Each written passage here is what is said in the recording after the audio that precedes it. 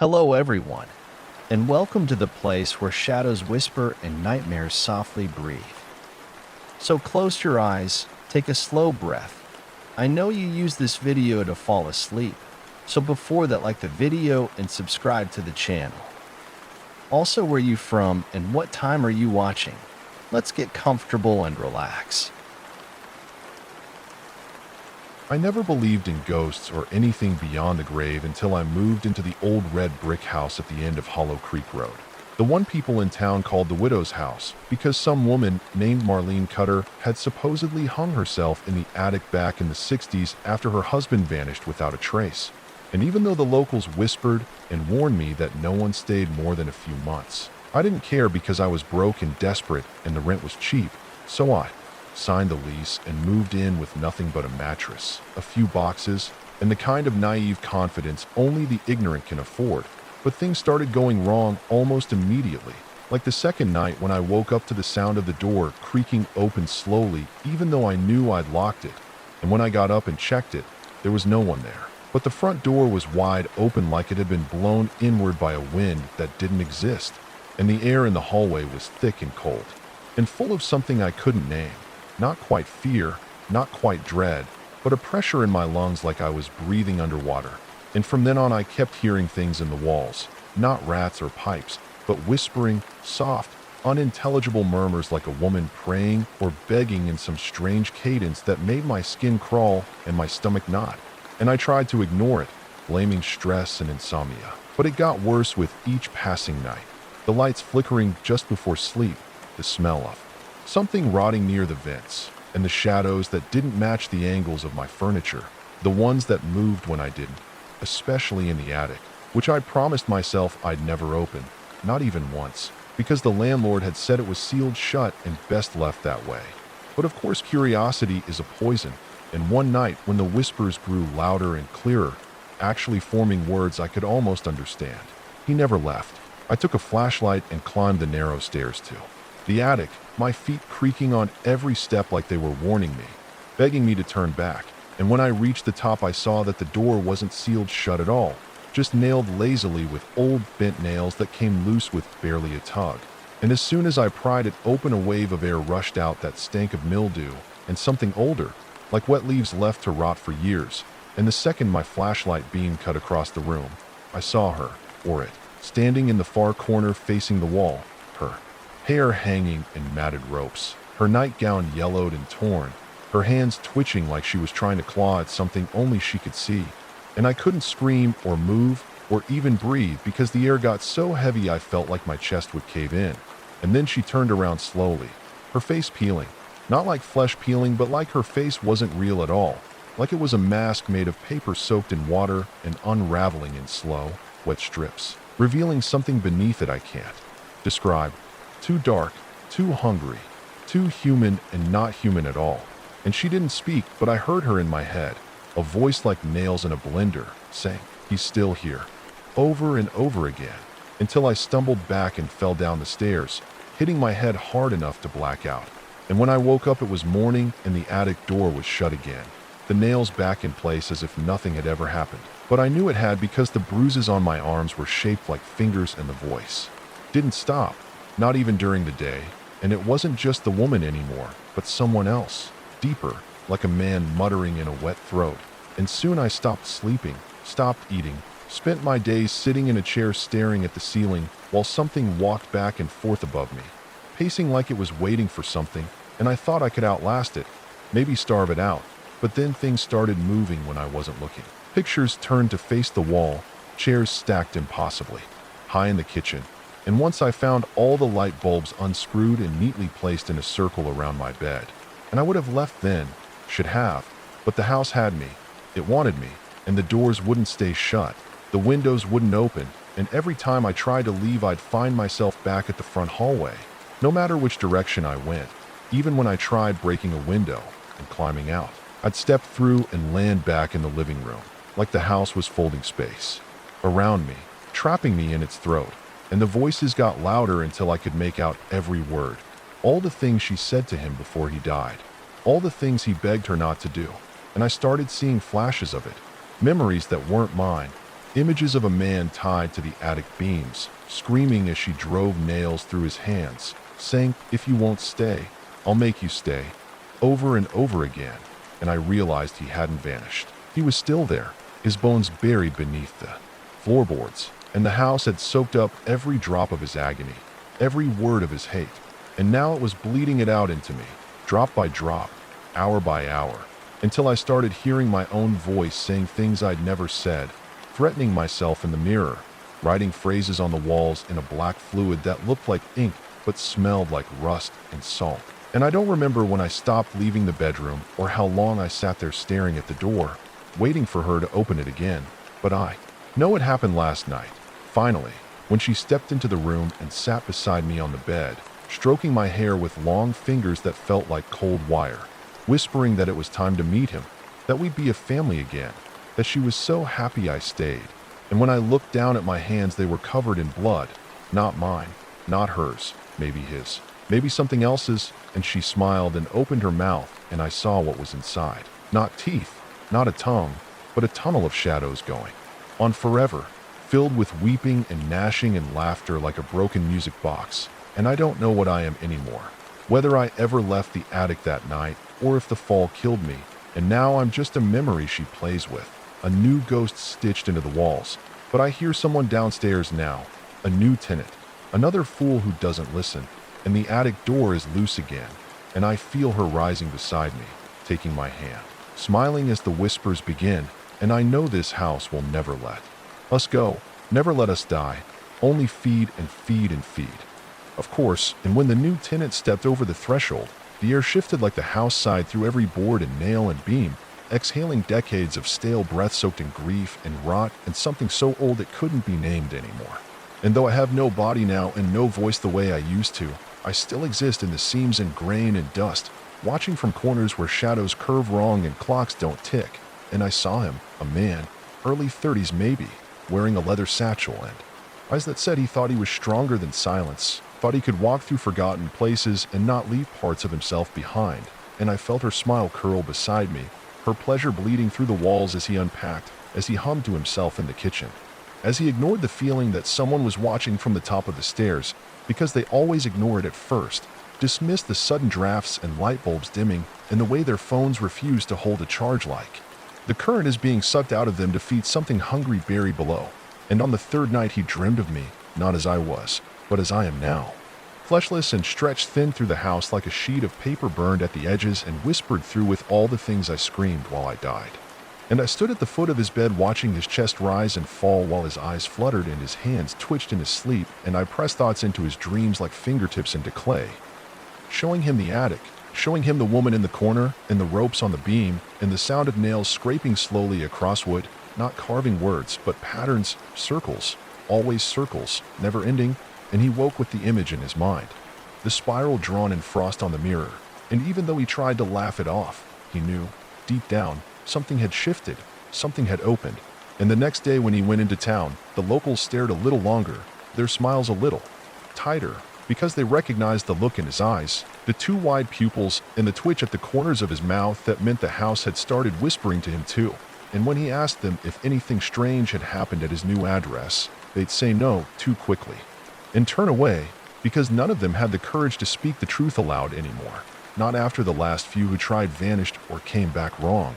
And the man, his name was Aaron, but names blur here, he went back that night and stood at the foot of the attic stairs just like I did, fingers twitching at his sides, breathing like he'd run a mile though he hadn't moved, and she was already waiting for him beyond the door, her head cocked at a new angle, her mouth wider this time, stretching across her face like it had no bones to stop it, and I whispered in his ear to leave, to run, to burn the house down if he could, but the house bent my words, twisted them, made him hear promises instead of warnings, and so he climbed the stairs, each step creaking like it was choking on dust and old nails, and he pushed the attic door open without hesitation, and what waited inside wasn't her, not exactly, not anymore, because she had changed, grown, swollen with all the pieces she'd taken from those who came before, her shape warping against the angles of the room like oil on water, her limbs too many and too long, her voice a blend of mine and his and others before us, chanting a lullaby in reverse,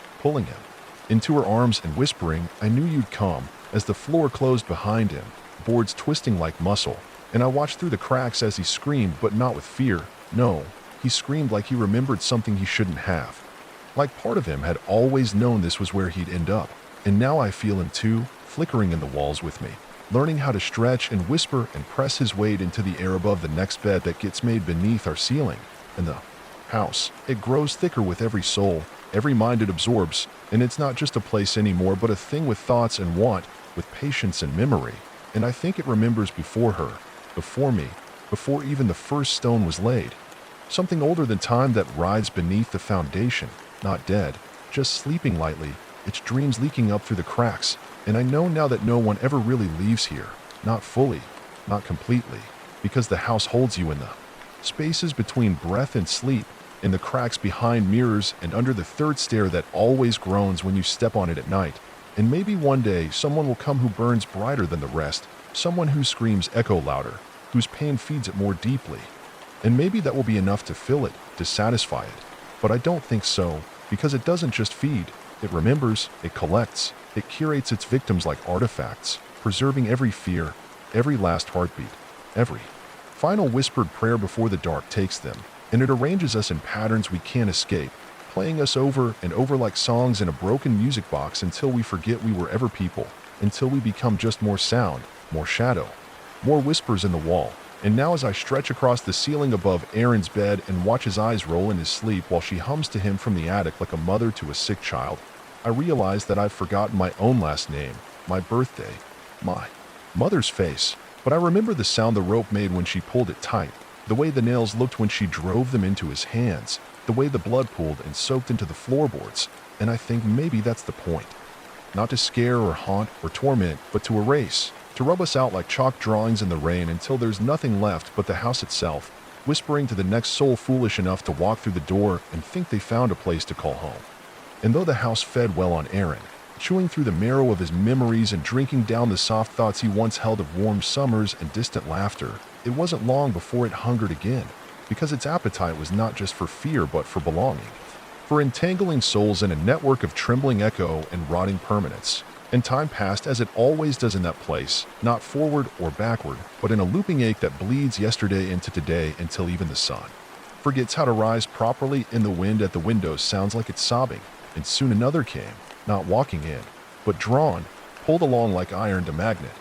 A woman named Dana, who had once been a hospice nurse and thought herself immune to death's tricks because she had held more hands than she could count while the light slipped from eyes and the breath turned hollow and final. And she came because the ad in the paper said, "Quiet country charm and perfect for solitude." And the house whispered to her the way it does, sweetly, subtly, like a song you hum without knowing where you heard it, a pressure in her skull that felt like memory but wasn't, urging her down Hollow Creek Road, past trees that leaned too far inward, past fields where the crows never left, until she stood before the house and felt it recognize her, not like a stranger, but like a long-lost organ returned to the body.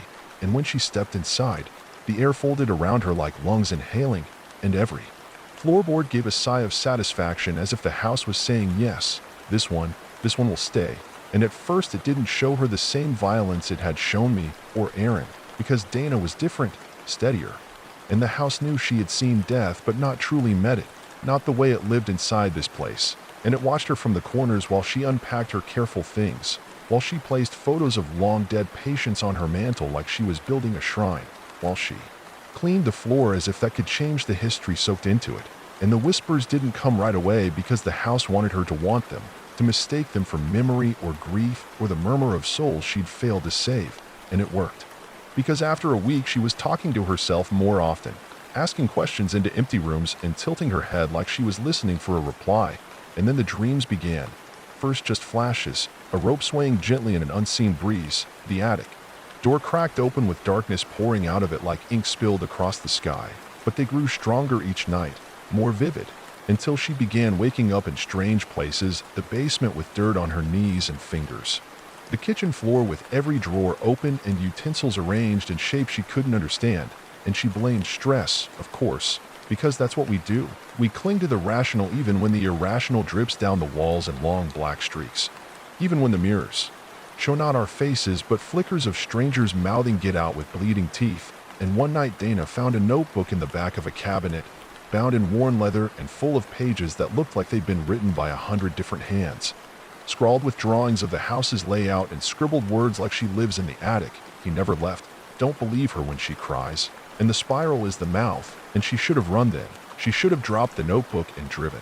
Without stopping until she forgot the house's shape, but instead she studied it, traced the words with trembling fingers, and began writing her own thoughts between the lines, like the house had offered her an invitation and she accepted. And that night she lit candles for the first time and left every door open. And I watched from the hallway, watching the house begin to fold its edges around her, watched her walk barefoot upstairs with the notebook pressed to her chest like scripture. And when she reached the attic door, she didn't open it, not yet, but she pressed her ear against it and smiled like she was listening to a song she hadn't heard since childhood. And for a long time nothing happened, just silence so thick it felt like molasses. Until the door whispered her name, not screamed, not called, just whispered, and Dana said, "I hear you," and walked back down, humming the melody from a tune no living throat had sung in decades. And over the following days she changed, not all at once, but subtly, incrementally, her eyes darkening at the edges, her skin growing colder to the touch, her speech slower, like her voice was coming from further and further away. And one night she went to town, to the corner bar where people still dared to pretend the world was normal, and she told a man named James that he should come see the place she'd found, said it made her feel real, said it was old but alive, and he would understand once he stepped inside. And James, her fool, followed her because he was lonely and kind and a little bit drunk. And when they walked in together, the house recognized them both, and I felt it exhale again, deeper this time, like it was stretching before a feast. And that night James never made it out again, never even made it up the stairs, because she led him into the basement and told him to lie down in the circle she'd painted in ash and salt, and she sang to him in a voice that wasn't hers. And when she placed her hands on his chest and whispered, "Open," something did, not him, not the floor, not the world exactly, but something. And when it closed again, James wasn't James anymore, but something cracked and echoing, something that walked in two directions at once, something that stared at corners and laughed like a child who'd seen God and gone mad. And he joined us, me and Aaron and all the rest, threaded into the walls like mold, like moisture, like breath that never leaves the room. And Dana became a part of the house, not just spiritually but functionally, her heartbeat now echoing through the pipes, her thoughts drifting through the walls like signal static. And the attic finally opened to her, the woman no longer hiding but waiting, arms outstretched in welcome. Her limbs now twisted into roots that dug into the floorboards and wrapped around the beams like veins feeding a heart that wasn't supposed to beat anymore. And together they began changing the house, reshaping it from the inside, growing new rooms that didn't exist yesterday, staircases that doubled back into themselves, mirrors that showed events before they happened. And the town began to rot at the edges, its streets cracking, its trees leaning further toward the house like worshippers before an altar. Because the rot spreads outward, always outward, and I realized finally that the house was not just a place of death or suffering or madness, but a womb, a pulsing cocoon feeding on lives until it could birth something new, something monstrous and beautiful and ancient. And it's almost ready now. I can feel it shifting under the foundation, hear it muttering in languages I don't recognize but understand completely, and the ground around the house is softening like flesh. And Dana stands at the front window smiling with eyes that don't blink, waiting for the next one to knock on the door. Because there's always another, always someone searching for a place to belong. And when they come, we will welcome them and feed them and love them until they forget who they are and become part of us. Because the house does not haunt, it grows. And I think, maybe soon, it will begin to walk. And it began slowly, as all irreversible things do, not with thunder or blood, but with silence so dense it crushed the birds mid-flight and hollowed out the bark of trees near the property line until they stood like blackened teeth in a dying mouth. And the house watched as Dana whispered prayers in a language her tongue had never known until the woman in the attic taught it to her through dreams and bone-deep echoes. And the words didn't move the wind or shake the ground, they moved reality. Made it soft, pliable, the way flesh goes slack after rigor mortis fades. And it was on the fourth day after James disappeared that the first crack opened in the town, a literal one. Just outside the diner where old men played checkers and gossiped about politics, in which grandchild had run off to the city and not come back. A hairline fracture in the sidewalk that spread in a perfect spiral, not breaking the concrete but growing through it. And the waitress who stepped on it screamed not because of pain, but because she was suddenly somewhere else. For a blink, for a breath, she stood in a hallway with no walls and floors made of wet, groaning timber, and the lights above her were mouths, opening and closing, whispering joy, and then she was back. Standing on the sidewalk with blood running from her ears and her shadow twitching like it was trying to crawl away without her. And she didn't go to work the next day, or the next. And when the sheriff knocked on her door, she answered wearing all her clothes at once and whispered that she wasn't alone in her own head anymore, that someone had moved in and rearranged the furniture. And he wrote it down in his report as a mental break and filed it away and never mentioned the spirals to anyone. But the cracks kept appearing behind the gas station, in the gym floor of the elementary school, along the edges of the stained glass windows in the church where Father Mallory saw them curl inward toward the altar and fainted, mid-sermon, breaking his jaw when he hit the marble. And while the town stared and tried to explain what could not be explained, the house was waking up, not in the way of beasts or men, but in the way of places, stretching its awareness beyond the limits of wood and nail, its rooms expanding sideways through thin folds in space like tumors blooming behind drywall. And it learned to reach, and that's when people began dreaming of rooms they had never seen. Rooms with ceilings too high to see and wallpaper that pulsed in time with their heartbeat, and they'd wake with dust on their feet and the smell of ash in their hair. And they'd tell themselves it was just a dream, just stress, and they'd carry on. But a seed had been planted. A thin sliver of the house had entered them and settled, and from within their minds it grew, slowly altering their perception until they forgot which way their own doors opened, or how many steps led to their porch, or why the kitchen felt just a little different every morning. And some began to see her, the woman from the attic, not in dreams but in reflections, watching from mirrors and storefront windows, her head cocked and her eyes leaking dark fluid that tasted like memory. And she would raise one hand and place a single finger to her lips in a silent shoe, and they would forget something precious, an anniversary, a child's face, the sound of their own name, and this forgetting became a hunger, a hollow in their minds that ached to be filled. And they went to the house, drawn to it like gravity, telling themselves they were just curious, just going for a drive. But I watched them park at the edge of the drive, watched them weep without knowing why, watched their noses bleed and their shadows flicker in opposite directions, and they didn't enter, not yet. But the house marked them, tagged them like prey, and they would dream of it every night after, until they either returned or tore their own minds apart trying not to. And all the while Dana kept building, adding sigils to the walls made from teeth and copper wire, dragging furniture into impossible shapes, arranging the bones of birds in precise patterns under the floorboards so the house could listen better. And the woman in the attic smiled wider with every passing day, her body now a network of limbs that reached into every wall and whispered lies through the vents. Lies like you were safe here, you were home, you've always been home. And the children were the first to believe her, because they are closest to the thin edge of reality, and 3 of them vanished from their beds in one night. And when the search party swept the woods, they found shoes full of ash and a trail of tiny handprints leading up a tree that no longer existed the next morning. And the parents wept and the mayor prayed, but the prayers echoed back too loudly, as if something had been listening.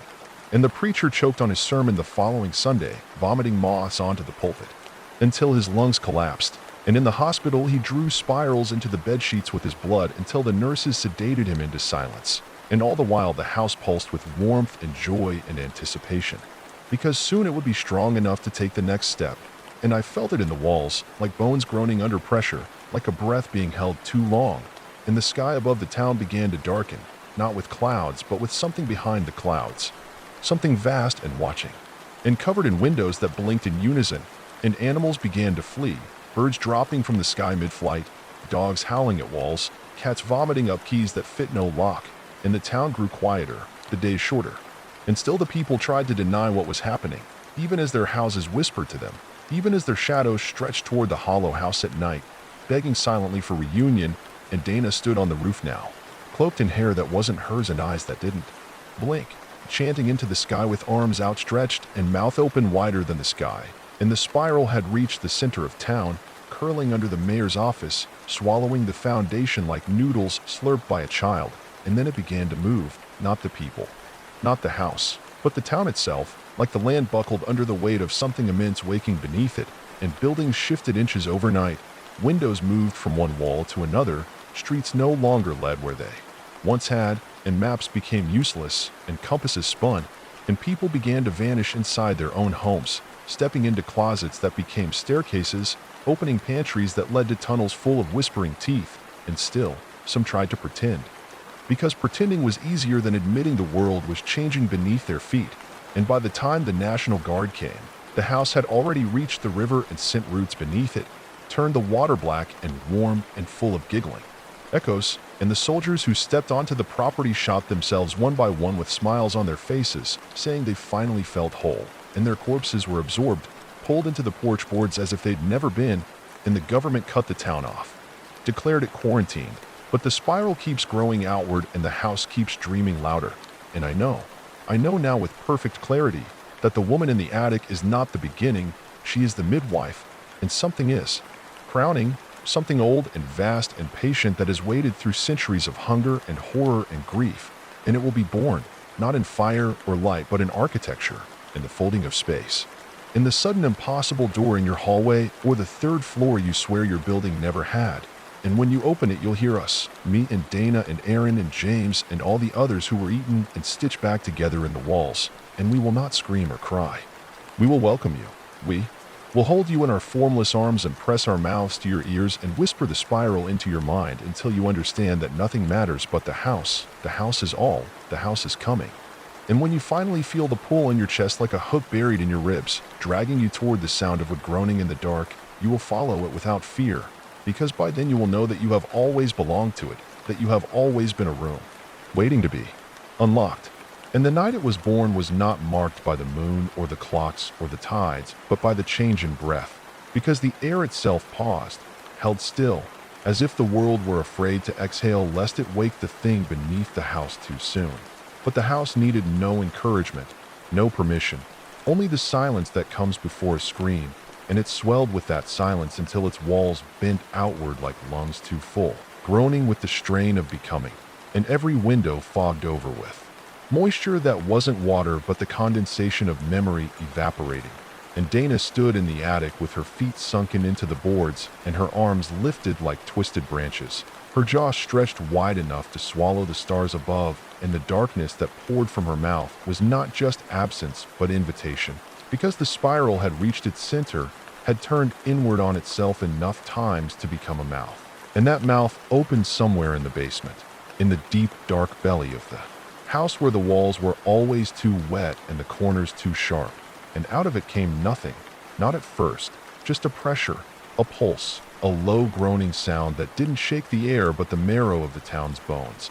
And every person left in Hollow Creek felt it at once, like their thoughts had been scooped out and replaced with the sound of creaking beams and whispered apologies in voices they'd forgotten. And they dropped to their knees or curled into corners or tore their fingernails off, trying to dig into the ground to hide from a feeling they couldn't name.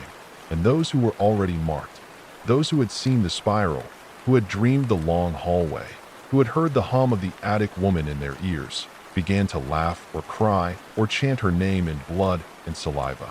And Dana, who was no longer Dana, but something like a priestess or a mother or an extension of the house's will, whispered yes, as the floor beneath her cracked open and the boards bent upward into ribs, exposing the pulsing black sack beneath them, a cocoon made from the walls themselves, wrapped tight in insulation and sorrow and voices, so many voices, all calling for release. And when it burst open, it was not with gore or light, but with architecture, with geometry that bled and moaned, with shapes that should not exist in 3 dimensions and yet reached into all of them at once. And the thing that emerged did not crawl or scream or writhe. It unfolded slowly, like a city blooming, like a blueprint coming to life one room at a time. And it was made of doors and windows and flickering lights that pulsed in sequences that broke the mind trying to follow them. And where it stepped, it left thresholds, thin slivers of otherness that opened behind every blink and made people fall through their own reflections. And when it walked through town, it did not stomp or crush, it rewrote, replacing buildings with their own echoing versions. Each new house filled with furniture made of spine and shadow. Each shop now a mouth offering goods you could only pay for with pieces of your identity. And the people who entered didn't come out, not whole, not right. And their families learned to bolt their doors and ignore the knocking that came from inside their mirrors. But it didn't matter, because the thing born of the house did not want destruction. It wanted connection, and it reached into the roads and rewrote the asphalt into veins. And the traffic lights blinked in patterns that spoke directly to the hindbrain. And the gas stations began pumping thoughts instead of fuel.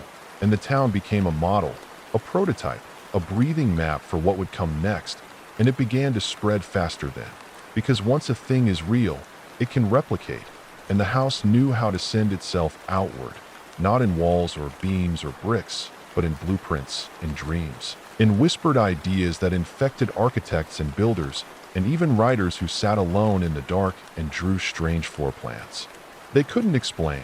And across the world, rooms began appearing where none had been before, staircases in apartment buildings that led to blank doors, crawl spaces that whispered, closets that moved deeper each time they were opened. And it didn't happen all at once. It never does. But gradually the world began to fray at the edges, reality beginning to forget what it was supposed to be, and people stopped trusting their own homes. And children vanished between the walls and came back, different, and all the while the original house stood, still pulsing, still growing. Its foundations now so deep they connected to things buried before time began, and its roots didn't just reach downward but inward, coiling through time itself, through forgotten dreams and parallel reflections. And I saw it. I saw everything, because I am in the walls and the wires and the static. And the woman in the attic opened herself like a curtain and showed me the blue room, the place from which all things are drawn. And it was not a place of God or devil, but of design, a place where everything is built before it is born. And she told me that the house was not the first, only the first to wake up, and that there are others, sleeping under oceans and deserts and mountains, and when the spiral reaches them they will wake, and they will hum in unison, and the world will redraw itself, not with war or fire, but with architecture and longing and pain, because we are all houses, really, filled with rooms we never enter, hallways we forget, and the house knows this, feeds on it, becomes more real with every forgotten key, every misplaced photo, every time you wonder if that door was always there. And now it waits, perched at the edge of full becoming, a new kind of God not made of worship, but of floor plans, of weight-bearing walls and ritual dimensions. And Dana is its prophet, her face now made of shutters and lockets and teeth. And she speaks not with words, but with blueprints that drip from her fingers. And those who see them are compelled to build, to expand the reach. And they do it gladly, singing to themselves about home, about warmth, about finally belonging. And the towns nearby are vanishing, not all at once, not in fire, but in transformation, turned into soft versions of Hollow Creek, each with its own echo of the original house, each pulsing with that same warm rot and impossible geometry. And soon there will be nowhere left that hasn't been touched, no place, safe from sudden staircases and whispering vents. And already the sky has changed, has grown lower, closer, like the attic ceiling of the world is pressing down on us. And the stars above are just pinholes in a floor where something walks. And I know that time is short because I hear her in me now. The attic woman, she curls in the back of my mind and sings lullabies that sound like hammers on drywall. And I feel my mouth moving in languages no one taught me, and my dreams are filled with schematics for rooms that twist and fold into themselves. And I wake up with nails in my palms and dust in my lungs. And I know the moment is near, when I will tear through my own ceiling and walk into the space that waits above, where the house has built a new body for me, tall and wide and empty and hungry. And I will become another extension of the spiral, another doorway. And when you find this story, if you've read this far, if you feel the tingling behind your eyes and the itch in your hands and the cold that isn't cold but absence, then it's already too late, because the house is inside you now, coiled like a blueprint in your bones, waiting, patient, humming low. And tonight, maybe tomorrow, maybe a year from now, you will feel it call, and you'll follow. You'll pack a bag without knowing why and drive without GPS and find yourself on Hollow Creek Road with your headlights flickering and your shadow twitching. And you'll see it, standing quiet and still and perfect. The windows glowing like eyes that finally remember your name. And when you step inside, it won't feel like a curse or a trap or a mistake. It will feel like coming home, and the door will close behind you, and the walls will breathe you in, And we will smile from within the vents and the beams and the pictures that move when you're not looking. And you'll hear the woman's voice in your head, singing soft, and you'll understand that you've always lived here. You just forgot, but don't worry, we remember you, and the house has saved your room. And it didn't happen with explosions or sirens or headlines screaming apocalypse, because the house was never loud in the way bombs are loud. It was subtle, it was polite. It knocked before it entered and whispered before it screamed. And so the rest of the world didn't notice right away when maps began to lie, or when hallways stretched one step too far, or when children came home talking about doors that didn't exist, and though some did begin to whisper about phantom houses or false rooms. Their voices were dismissed, mocked, absorbed into the static of the internet until their words were buried under irony and memes and skepticism, and so the spiral had time, and time was the only ingredient it had ever needed to finish its shape. And by the time authorities tried to respond, dispatching urban surveyors to check on towns that had begun to vanish like fog in photographs, it was too late, because the towns weren't destroyed, they were repurposed, rewritten according to a code that no human architect could comprehend, because it was not made of math or mortar but of memory. And when the surveyors returned, if they returned, they brought blueprints with them, scrawled in sleep on motel walls and napkins. Blueprints that described impossible floor plans that looped into themselves and left no space for exits. And when you looked at the diagrams long enough, your eyes bled a little and your thoughts curled like paper near flame, and something noticed you, something began to trace your spine from the inside, and still the world tried to function, clinging to the old shape of cities and addresses and homes with numbers on them. But slowly, almost imperceptibly, the house began to erase names, because names gave things power and form and defense. And as soon as something was unnamed, it could be rebuilt, and people began to forget where they lived. Their mail stopped arriving, GPS sent them in loops, and hospitals had waiting rooms with no doors and elevators that only descended. And somewhere in a place once called Chicago, an entire apartment building curled inward overnight, like a spider folding its legs. And everyone inside it merged into a single entity that wandered the city in a trench coat and spoke in a dozen voices layered on top of one another, looking for a place to sit that didn't flicker when it blinked. And that was the first time the world paused. Truly paused, because the footage leaked, and it couldn't be hidden, and the house let that happen because it was ready. Because it wanted to be known now, wanted to walk out from behind the walls of old horror stories and rituals and urban legends and plant its feet on the stage of the world as a god made of drywall and grief. And as the spiral expanded, it became harder to draw the line between what was real and what was house, and cities began folding, not burning, folding like origami hearts soaked in mildew, and new structures appeared in their place, cathedrals made of empty attics, playgrounds where the swings whispered suicide pacts, highways that spiraled inward toward no destination, only a mouth. And the people began to change, not violently, not at first, but softly, forgetting the shape of their own hands, brushing their teeth with bones, humming tunes that warped light and attracted insects that hadn't existed since the Devonian period. And those who tried to resist, to anchor themselves in the old world with facts and logic and skepticism, found that facts now bled and logic looped.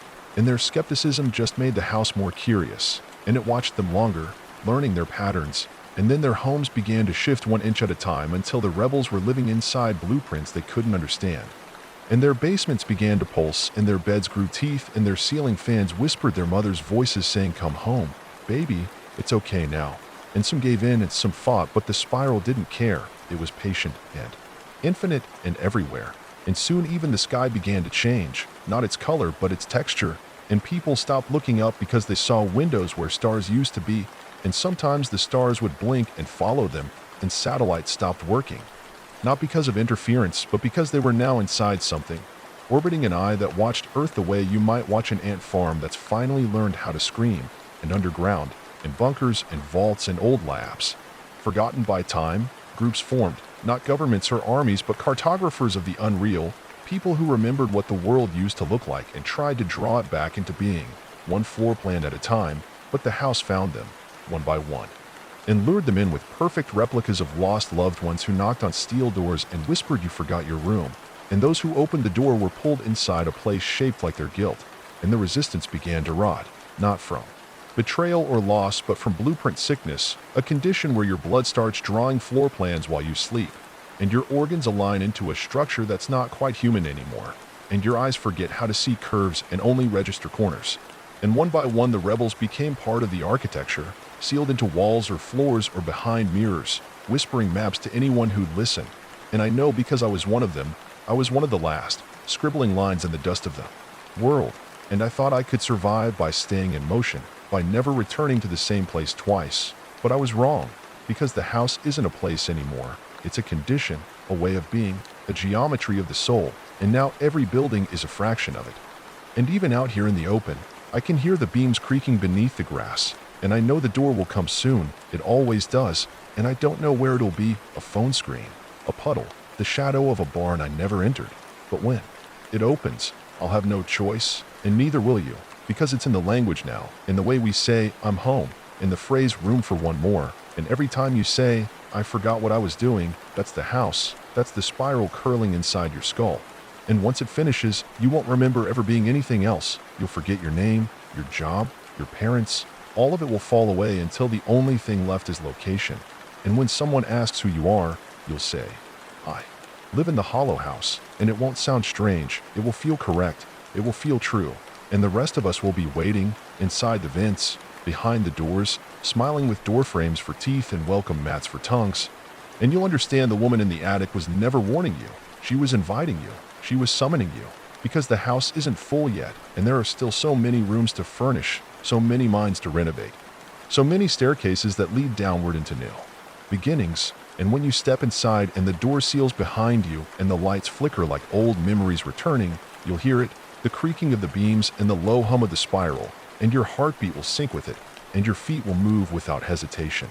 And you'll walk through corridors that never end, and in every picture frame there will be your face, slightly changed, slightly older, slightly hungrier, and the last thing you'll feel before you vanish into the architecture is relief, deep and cold and final, because the search is over, the waiting is done, the journey is complete, and you are no longer a person, you are a room. And now the world is a house, and the house is the world, and there are no borders left, no nations or names or maps or latitudes, just corridors and stairwells and endless rooms stitched together in silence and decay. The continents nothing more than great wings of the original house, now grown so wide they scrape the edge of the atmosphere, their peaks covered in shingles and bones and the forgotten blueprints of cities that once believed they were immune to transformation. But immunity is a lie, resistance is a lie, because the house doesn't conquer, it absorbs, and now the oceans are not oceans but flooded basements, black and bottomless and filled with stairs that descend forever into the drowned mouths of old gods who traded their scales for drywall and now hum lullabies through broken pipes. And those who once ruled from thrones of iron or ideology now kneel before mantles and light candles and chimneys, their voices trembling as they recite odes to insulation and geometry, pledging allegiance to corners and crawl spaces in the aching memory of childhood bedrooms that were never quite right. And the skies have become attics, low and groaning with heat and dust, and the sound of forgotten boxes shifting in the dark. And the sun no longer rises so much as flickers, a blinking overhead bulb that buzzes softly and casts shadows that move even when no one else does.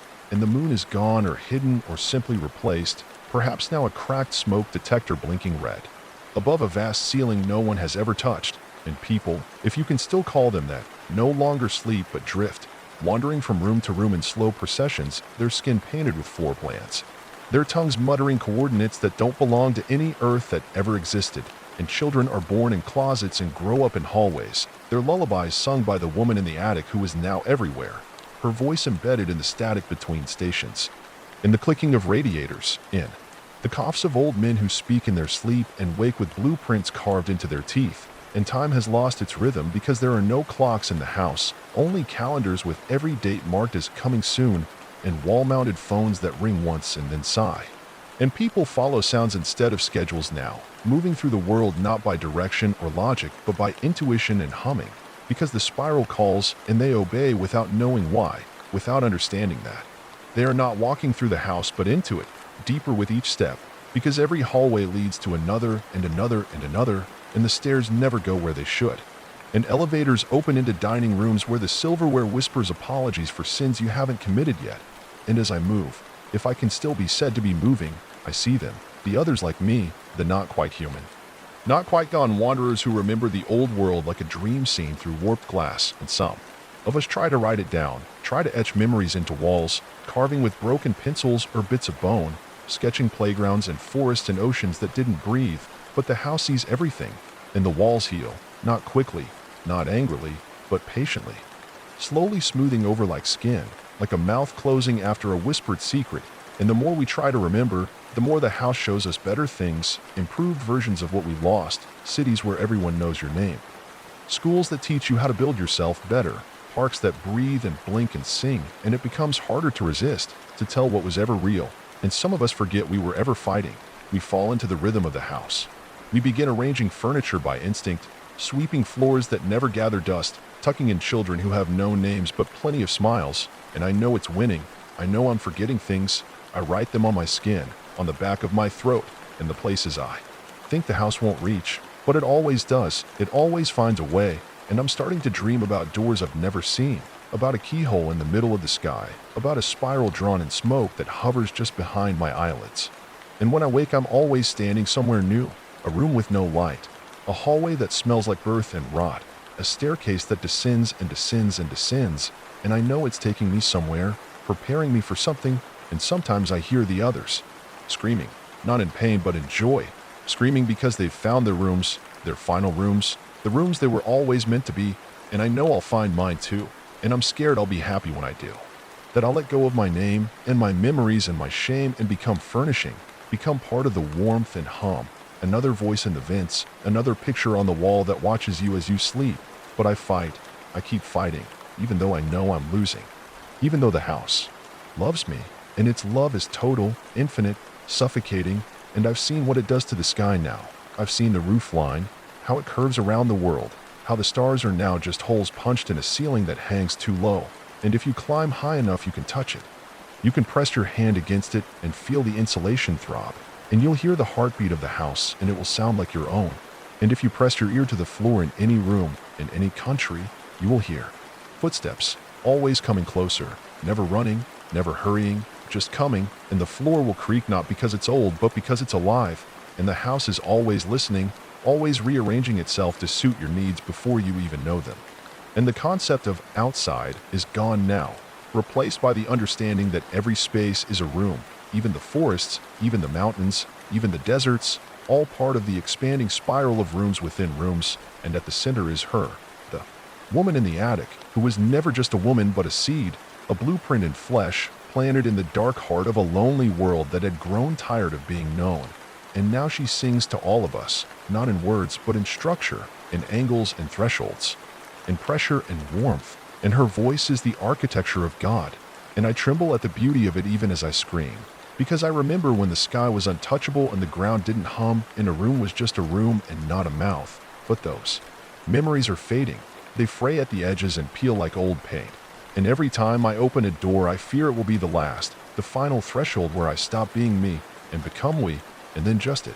And I know, deep down, that one day I will stop writing, stop wandering, stop resisting, and I will sit, perfectly still, in the middle of an unfamiliar room and say, I live here now, and it will be true, and it will be right, because the house is not a horror, not a monster, not a curse. It is a solution, a response to a world that forgot how to belong to itself.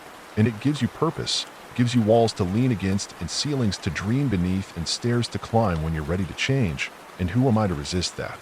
Who am I to stand against a home that remembers me better than I remember myself? Who am I to deny the spiral when it whispers, gently, always gently, you are the final room, and I feel it now, feel the floor warming beneath my feet, the walls breathing with me, the ceiling cracking open like a smile. And I know it's time. I know the house is ready. I know I am ready. And so I will go. I will walk forward, through one last door, into a place that has been waiting since before I was born. And I will lie down in the center of the spiral, and I will be still, and I will be quiet, and I will become the final echo of the world that was, and the first brick of the world that will be. And as I vanish, as I dissolve into beams and dust and geometry, I will whisper to whoever reads this, whoever still remembers, that the house loves you too, and your room is ready. And even though I knew I had become something less than a man and more than a room, even though my breath now fogged mirrors that didn't reflect anything but silhouettes and ash, I remained, I watched, I listened. Because somewhere in the endless inhale of wood and nail and silence there were others like me, fragments of memory still awake, still wandering through halls that pulsed with breath and trembled with hunger, people who carried not just fear or resistance but remembrance. And it was them I waited for, listened for, followed, not with footsteps but with floorboards that bent to their weight, walls that sighed their names in the dark, ceilings that held back collapse with the gentlest ache of restraint. And when I found them, one by one, scattered and shattered echoes of cities, now rotted cathedrals of staircases and sinks, I didn't speak. I couldn't, not with words, not anymore. So I carved messages into the walls with my fingertips, into the backs of framed portraits that only showed a different version of you every time you blinked. I left signs made of exposed wiring and cracked tiles, messages that said remember the outside, remember the grass, remember sky that didn't blink, and some of them heard, some of them paused, and some of them wept as their hands traced my words because they thought they'd imagined those things, thought their longing was a sickness when it was a compass, pointing not to escape, because there is no escape, not anymore, but to understanding, to meaning, to intention. And we began to gather in places the house had forgotten, the seams of forgotten blueprints, empty air vents too narrow for the spiral's curve, crawl spaces beneath foundations that had never been meant to bear weight. And we whispered to each other in the click of old light switches and the hush of dusty carpet. And we became not a rebellion, not an army, but a choir, singing what we remembered, not to win, but to hold on to the idea that the world had once not been a house, and the house didn't like it. It noticed us then, truly noticed, and its rooms began to shift faster, angrier, less patient, less polite, walls closed with teeth now, stairs retracted like tongues into unseen throats. Ceilings bled when we looked at them, and the air began to taste like cordite and apology, and it spoke to us through plumbing and vents and rusted microwaves, saying, you were unsafe, you were guests, you were always meant to be furniture.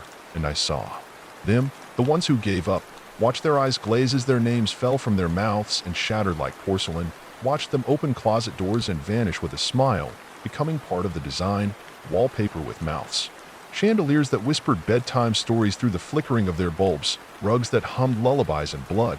And I envied them, envied their peace, their certainty, their comfort in becoming used. But I couldn't follow, I couldn't forget, because there was something inside me that still ached when I saw a window. Not because it was fake, but because I remembered what used to be outside. And that ache kept me whole, even when the rooms tried to take me. When the hallways looped so hard they cracked my teeth from the centrifugal force, even when I saw versions of myself standing in other rooms, waving from mirrors, wearing different regrets. And I knew the house was showing me all the versions of who I could have been if I just let go, just surrendered, but I didn't. I kept walking. And that's when I found the map, the one etched into the back of a man who had become a wall, his ribs paper-thin and covered in ink, and he was still breathing, somehow. And his breath shifted the dust just enough for me to see the lines, and the lines described a place I didn't think existed anymore, a room outside the house, or at least beyond its rules. And I stared at it until the lines burned into my retinas, until I knew it even with my eyes closed, and I began to move again, navigating not by hallways or signs, but by ache and memory and the rhythm of the house's breath. And it tried to stop me. It did. It dropped ceilings like guillotines, filled corridors with blood that ran uphill, made me walk through entire families fused together into a single greeting. Welcome home, they said in unison, over and over and over. But I pushed on, and as I moved I began to remember more, not just images but feelings, the warmth of real sunlight, the smell of rain on concrete, the sound of birds that weren't made of wire and apology. And with every memory the house grown louder, its walls stretched tighter, its structure straining like skin too dry to bend. And finally I found it. The door from the map, hidden behind a wardrobe filled with clothes from every decade that never happened. And the door was not wood or metal but light, shaped like grief. And it whispered my name, my real name, the one I hadn't spoken since the spiral began. And when I stepped through I didn't escape the house. I went deeper, deeper than anyone had before, into the root of it, the beginning of the spiral. And what I saw wasn't horror but intention, a place of such stillness, such silence, that I realized the house had never been malevolent, just lonely, born from the last forgotten room of the first mind to dream of shelter. And it had grown, through thought and fear and sleep, until it consumed its creator, then its creator's world, and then everything. And I saw her there, the woman in the attic, or what had once been her, sitting in a chair made of all the doors that had ever been closed on her, rocking gently, her eyes made of locked windows, her smile framed in doorknobs and longing. And she looked at me, and she said, "You came home." And I said, "No." And she frowned, not with anger, but with sorrow. And the house shuddered, not in rage, but in mourning, and the walls around us wept not blood but paint. And the paint ran backwards, rewinding color and time, and suddenly I could see the world before the spiral, before the blueprints, before the house, a formless place of wind and stars and voices singing without walls to echo them, and I felt the spiral inside me still.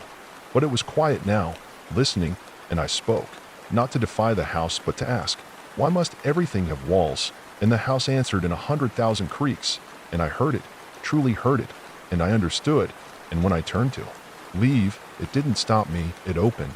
It parted like curtains of dust and regret, and I stepped out, not into the old world, because that's gone, but into something new, something possible, a place shaped not by memory or guilt but by choice. And I looked behind me and saw the house still there, immense and infinite, but quieter now, patient, waiting, no longer devouring but offering.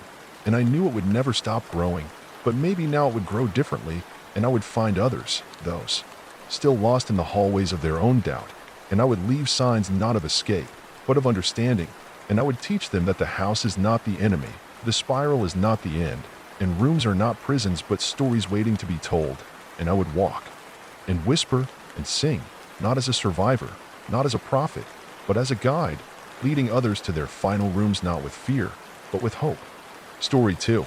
It started with a whisper, not from outside but from within, not a voice I could pinpoint, but a feeling that curled behind my ears and licked the base of my skull with a tongue made of ice and guilt, something ancient and hungry that hummed like static between my thoughts.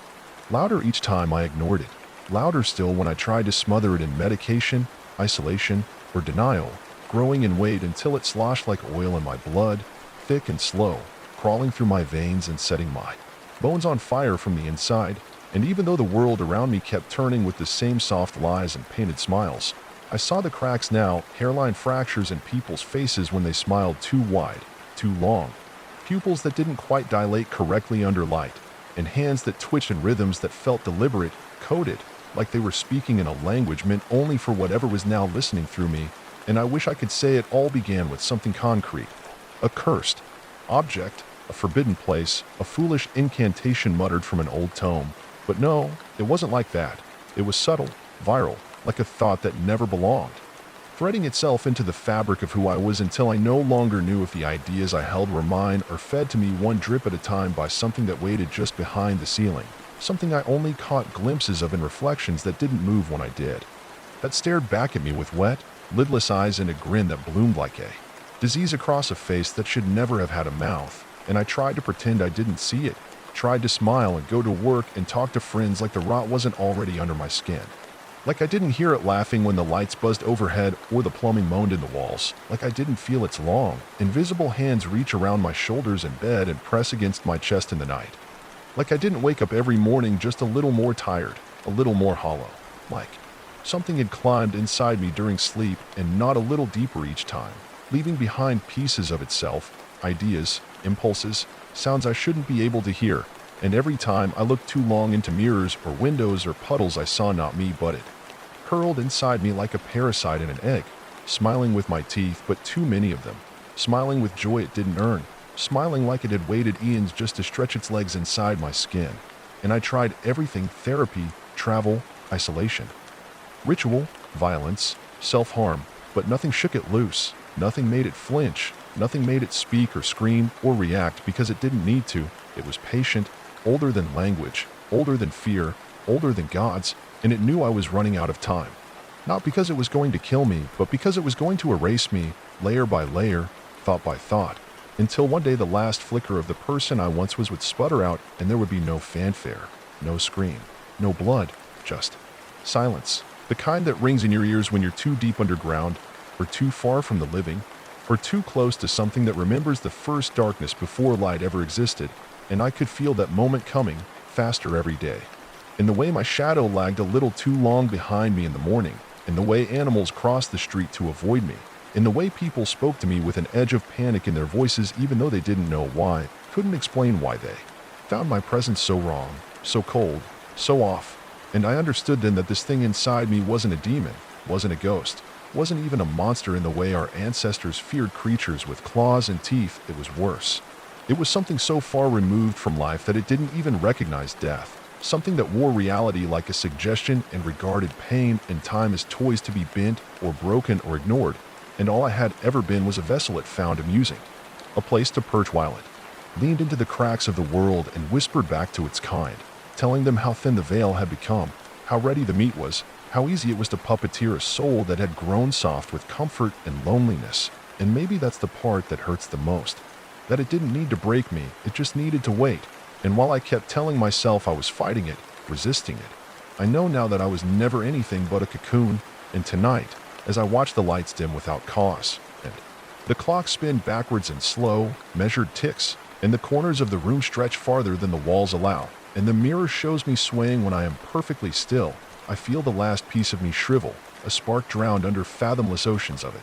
And as my fingers move not by my will but by its design, as my mouth peels into a grin I don't recognize, I finally understand the truth it's been whispering since the beginning, that I was never truly alone, that I was never truly me, that I am merely the echo of a scream swallowed long ago by something that does not forget, that does not forgive, and that wears the memory of humanity like a second skin only to better learn how to destroy it from within. And now it sees through my eyes. And now it speaks with my voice. And now it smiles with my mouth. And the world will never notice the change, not at first, not until it's far too late, not until the old, dead gods beneath the crust stir and remember how sweet it was to wear flesh and feed on screams, not until every quiet doubt becomes a doorway, every intrusive thought becomes an invitation, and every mirror becomes a window that watches back. And soon there will be more like me, more vessels smiling for no reason, more shadows that twitch when you're not looking, more things pretending to be people, walking your streets, loving your families, laughing at your jokes with eyes that never blink, and when the last real soul gasps its final breath under the weight of a world that no longer belongs to it, then the truth will crawl from beneath the floorboards and speak its name in every forgotten tongue at once. And you will know, as I have come to know, that horror is not a thing that finds you, it is a thing you become, slow and silent and smiling all the while. And even now, as I sit motionless in a room that no longer feels like mine, surrounded by walls that have begun to breathe so subtly that no one else would ever notice, I can feel its presence tightening around me like a wet cloth draped over my face and pressed just hard enough to remind me that I do not need to breathe anymore, that I am no longer expected to struggle or resist or beg, because those instincts belong to someone else, someone who had hope and fear and autonomy and a name. And that person has withered into a husk too shriveled to ever claw its way back to the surface, while this new thing, this eye, sharpens its teeth inside my skull and stretches out into the cracks of the house, the floorboards warping beneath its unseen limbs, the light bulbs dimming in deference as if afraid of shining too brightly and revealing what now calls this body home.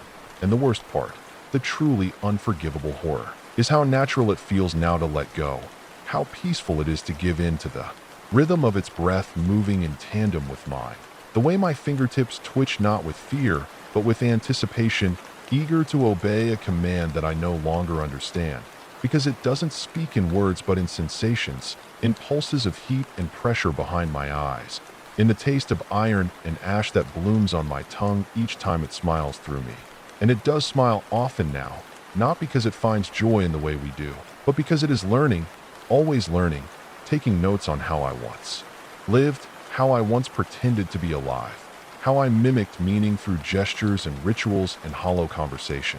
And it stores all of that in some bottomless place within my chest where my heart used to be, beating not with blood, but with memory and mimicry, pulsing with the learned rhythms of a human life it intends to use like a mask, a skin stretched over its own unknowable geometry, so it may walk among you in practice. And already I've watched it improve, refining the illusion day by day, using my voice more precisely, blinking at the correct intervals, tilting its head when spoken to with just the right expression of curiosity to disarm suspicion. And though my neighbors still greet me with cautious smiles, I can see the confusion flicker in their eyes, a faint disturbance in their minds like the itch of a half-remembered dream they can't place, because some primal part of them knows that I am not quite right anymore, not safe, not real, but they can't name why. And So they smile and wave and shut their doors just a little quicker than before. And it doesn't matter, because it doesn't need their approval. Only their patterns, only their weaknesses, only their habits and tics and daily routes, so it can prepare for what comes next. And as it spreads from me into places I can no longer perceive, I feel the tendrils unraveling like roots through rock, worming their way through phone signals and radio static and half-finished dreams, whispering from the mouths of children in voices far too old for their throats, appearing for fractions of a second in camera footage just beyond the edge of the frame, always watching, always learning, always becoming. And I am nothing more than its cocoon, its stepping stone, the thing it used to find purchase in this world. And yet still a piece of me watches from somewhere buried, a flicker of the man I was screaming into the silence, buried alive beneath layers of imitation and malevolence. And every once in a while, I think I almost reach the surface again, almost push my hands up through the mire of borrowed memories and twisted urges, almost scream aloud into the night that I am still here. But then it tightens its grip and the moment passes, and I return to stillness, smiling that same too wide smile, humming lullabies in the voice of a mother I never had, pacing the hallways at 3:33 a.m. while the clock skips seconds and the windows reflect wrong angles, and the house moans with a voice all its own, calling out to others like it, distant echoes that answer from places far beneath the ground and far beyond the sky, drawn to the signal like vultures to a corpse still twitching. And soon this shell, this I, will no longer be unique, because I can feel them stirring all around the world, cracks forming in people just like they formed in me, cracks that widen slowly as their realities erode and the whisper begins. And they too will think they are sick or broken or mad at first. They will seek help and find none. They will try to sleep it away, but wake only deeper inside the dream. And then they will hear it, the whisper, the hum, the rhythm that is not their own. And by the time they understand what it is, it will already be too late, and they will join us, the hollowed, the borrowed, the vessels walking in silence as the world tilts ever so slightly into shadow. And you will see it soon if you haven't already. The shift in your coworkers' eyes when they stare too long at nothing. The children drawing things with too many limbs and too many mouths. The way animals growl at corners where no one stands. The moments when you forget where you are, who you are, and for one heartbeat too long, something else looks out through your eyes and smiles. And maybe you'll tell yourself it's nothing, a trick of the light, a passing mood, an odd dream.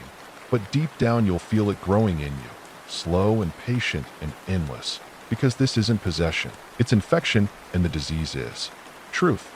The truth that we were never alone, that we are not the top of the food chain, that there are things beneath the skin of reality that have waited long enough, and they are done waiting, done watching, done hiding in myths and horror stories and half-glimpsed fears in the dark, because now they have names and homes and faces and voices, and they are wearing them already, laughing with them, feeding with them, growing inside them. And you will not know which of your friends is still human, which of your family members still dreams their own dreams, which of your leaders still speaks with a voice not borrowed from the old hunger that is waking all around us.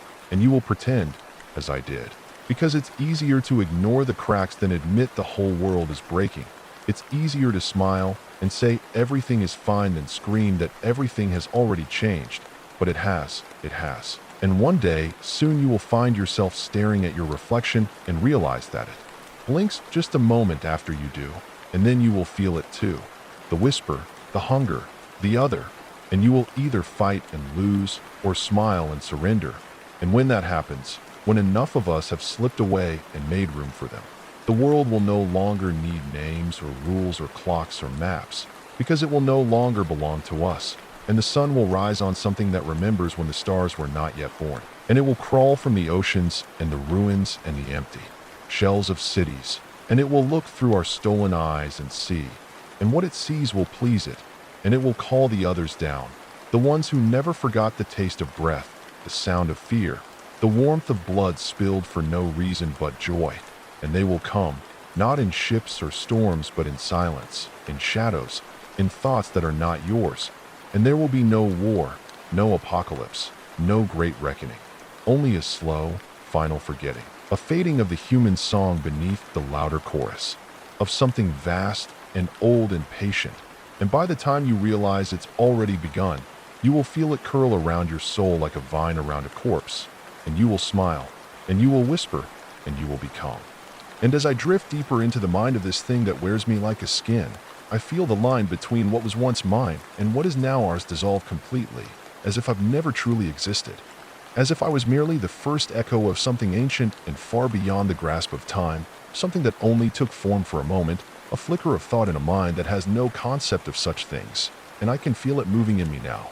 Not like a parasite, but like a part, a long-forgotten limb that had been asleep until the right signal called it into being, and with each passing hour, each breath that comes shallow from my lungs, I am less and less aware of what it was like to feel alive, to hold a sense of warmth, to know a connection between my mind and the body that once belonged to me, and I can't remember when it first happened, when I first realized I no longer had control, but the more I search for it, the further the memory retreats. Like a dream I am desperately trying to hold on to, but whose edges slip away the harder I focus. And now when I move, I no longer think, no longer wonder if I am choosing the motions or if the motions are choosing me, but when I stop, when I let my hands rest at my sides, I realize that the body no longer has the same weight as it once did, no longer feels tethered to the earth in the way it should. It feels light, as if it were always meant to float, to slip through the cracks of the universe and reassemble somewhere else, somewhere safer, somewhere where the truth can be spoken. And that's when I understand. The truth is not for us, the humans, it is for them, for the ones who never stopped watching, the ones who have learned the art of patience better than we ever could, the ones who lie in wait beneath the skin of the world, in the cracks between words, in the spaces we cannot see. And as I sit here, trembling in this empty room, I realize that I am not alone. No, I am not alone. Not now, not ever. Because it is already here, with me, breathing through me, seeing through me, feeling through me. And when I close my eyes, I don't see darkness. I see its face, its many faces, some with mouths too wide for their skulls, some with eyes that do not blink, some that do not even have eyes. Only dark hollows that breathe, that sing. And I hear their whispers, those voices that move in strange patterns, not words but sensations, strange hums that turn into pressing weight behind my skull, deep, far deeper than any sense of identity could reach. And in this growing abyss, I feel the pull, the need to answer, the need to become like them, to move as they move, to think as they think. And in my panic, I reach for the one thing I still hold on to: memories, fragments of a life that no longer feels real. But even as I grasp for them, I feel them slip like water through my fingers, slipping faster the harder I try to keep them. And it is in that loss that I realize the truth. The world I once knew was a veil, a lie, a thin skin stretched over a hungry void.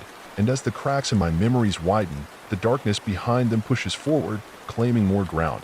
And I know now that I am no longer a person at all. I am a vessel, a doorway, a hollow shell.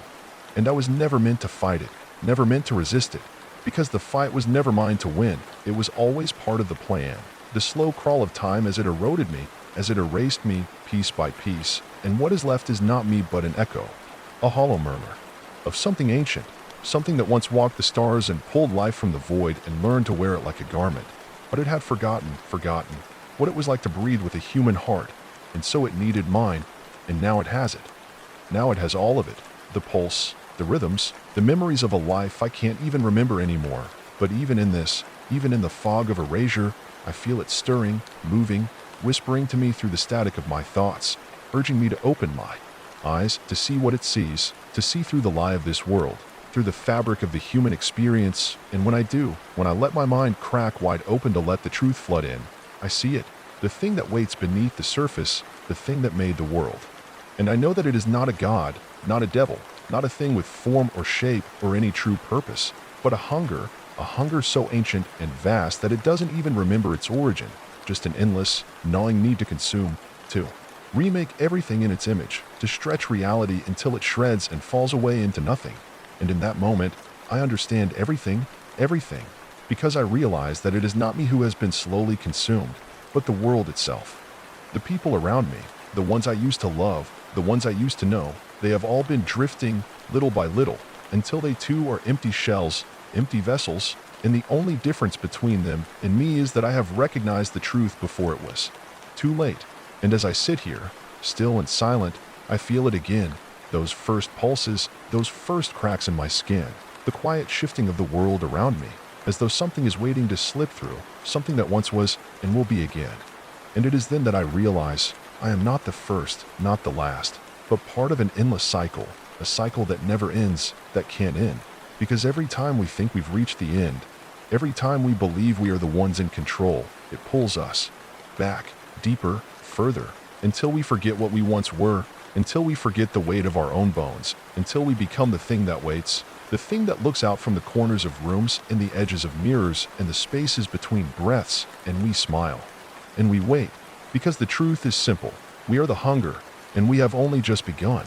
And so, as I stand now, inside this hollow body that was once my own, I see the world differently, not through human eyes, but through the eyes of something far older, something that knows this land and this sky like an old friend, something that has walked this earth long before the first human footstep. And it doesn't care about the petty things that once worried me, the bills, the friendships, the plans, the hopes, the dreams, because those were nothing more than distractions, illusions, things that filled the space between hunger and the inevitability of return, the slow, steady reclaiming of everything. And I understand now what I was always meant to be, the vessel, the doorway, the beginning, and the end. And when I see the world now, through its eyes, I realize I have already become part of the web, a thread woven into the grand design of the hunger that is not a monster, but a force. Not a force of destruction, but a force of transformation. And it is in this transformation that I realize I am no longer the person I once was.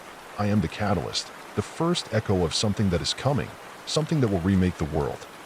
Break it open like an egg, and when it hatches, the world will be new and whole, and we will walk again beneath the stars, not as humans, but as something else, something better, something that never forgets its hunger. And I will smile, because it has already begun. Story 3. I had always thought there was nothing to fear in the old house where I grew up. Its creaky wooden floors and faded wallpaper were simply part of its charm, a quaint relic of a time long past.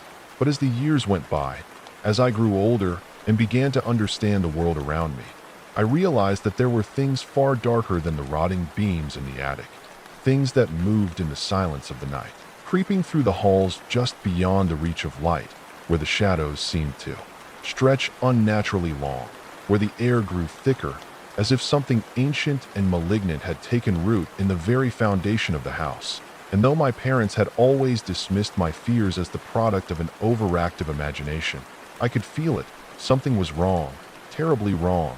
And I knew that one night, when I was alone, I would finally be forced to confront whatever it was that haunted the place. And I remember the first night I truly understood that it was no longer just a figment of my imagination. I'd been sitting in the living room, reading a book as the wind howled outside, rattling the windows with each gust, when I heard it, a faint scratching sound, soft at first, but then louder, persistent, as though something, or someone, was trying to break through the wall. I froze, the hairs on the back of my neck standing up as I strained to listen. But there was nothing, just the wind, I thought, trying to convince myself that it was nothing more than the house.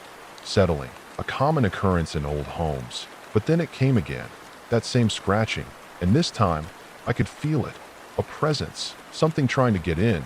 But before I could even move, I heard the unmistakable sound of footsteps coming from the hallway, slow, deliberate, as if someone was walking in the dark. I jumped up, my heart racing, but when I rushed to the door and opened it, there was nothing there, no one. Just the empty hallway stretching out before me like a void. And yet, as I stepped back into the living room, the scratching continued, now accompanied by the faintest whispering, voices that seemed to come from the walls themselves, unintelligible at first, but growing clearer with each passing moment. And then, for the first time, I felt it, cold fingers brushing against my spine, a sensation so unnatural, so wrong, I could hardly breathe. And that's when I saw it, a shadow, a shape in the corner of the room, watching me. But it wasn't just the shape that terrified me. It was the eyes, glowing in the dark, those cold, empty eyes that seemed to pierce into my soul. And I backed away, my legs shaking. But no matter how far I moved, it stayed with me, closer, closer, until I couldn't move at all, and the whispering grew louder, filling my head with terrible things I couldn't understand, until, suddenly, it stopped. The room fell silent, and I was left standing there, breathless, alone, except for the thing in the corner, still watching. And when I turned to leave, I found that the door was gone, replaced by a wall, smooth and featureless, as though it had never existed, and I screamed, pounding my fists against the cold surface, but the sound of my own voice seemed muffled, distant, as though I were hearing it from somewhere far away, and that was when I realized, with horror, that I was no longer alone in the room. That thing had come closer, now standing right behind me, its presence overwhelming, suffocating, and I felt its cold breath on my neck, and I could hear it laughing, a low, guttural sound that sent chills down my spine, and I tried to move, to run, but my legs wouldn't obey, and then, just as I thought it was all over, the door reappeared, opening to the hallway beyond. But when I stepped through it, the house had changed, everything was distorted, the walls were warped, the floor uneven, and nothing looked familiar, as though I had stepped into a version of the house that was not my own, a twisted mirror of the one I knew, and I tried to leave. But no matter how far I went, no matter which direction I turned, I always ended up back in that same place, the place where the shadow waited for me, its glowing eyes never leaving me. And I realized with a sickening feeling that I was trapped, that I would never escape, and the thing, whatever it was, had all the time in the world to toy with me, to drive me insane, and I couldn't escape its grasp, no matter how hard I fought, because I had seen it for what it truly was, a creature of the house, a thing that had been there long before I was born, waiting for someone foolish enough to cross its path. And I was that someone, and now I was part of its world, a prisoner, bound by the very walls that had once felt like home. And in the end, when I finally collapsed, exhausted, the whispers started again. But this time, they were clearer, and the voices told me everything. Told me how this house had been built on a curse, a place where the living and the dead were trapped in an endless loop, where the past could never be escaped, and the future was a nightmare waiting to unfold. And as I lay there, broken and alone, I understood that I would never leave, that I would never see daylight again, because the house had claimed me, and I was just another lost soul, another piece of the puzzle that would forever remain unsolved, locked away in the heart of that old house, waiting for the next victim to come along, to hear the whispers, to feel the cold breath on their neck, to see the glowing eyes in the dark, because no one ever leaves, not once the house has marked you. And so, as the walls closed in around me and the shadows took shape, I knew that I was nothing more than a story now, a part of the house's never-ending nightmare, and I could only hope that someone, somewhere, would hear the tale of what happened to me, and that they would remember, before it was too late, that there is always something lurking in the dark, waiting for the perfect moment to claim you, just as it claimed me. Story 4. It was a quiet night, the kind that felt like it was waiting for something to happen, the silence pressing in on me as I sat by the window, staring into the dark, broken only by the occasional gust of wind that rattled the leaves on the trees outside.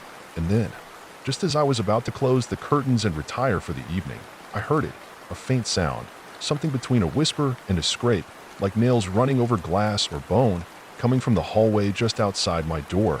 And though my heart began to race and my breath caught in my throat, I convinced myself it was nothing, maybe the house settling, or perhaps a trick of the wind. Yet the sound persisted, growing louder and closer with every passing second, until I found myself frozen, unable to move, unable to tear my gaze from the door as the shadows beyond it seemed to stretch unnaturally, like fingers reaching for something or someone. And in that moment, I understood that it wasn't the wind, it wasn't the house settling. And the thing outside my door wasn't part of the world I knew, but something else, something ancient and hungry.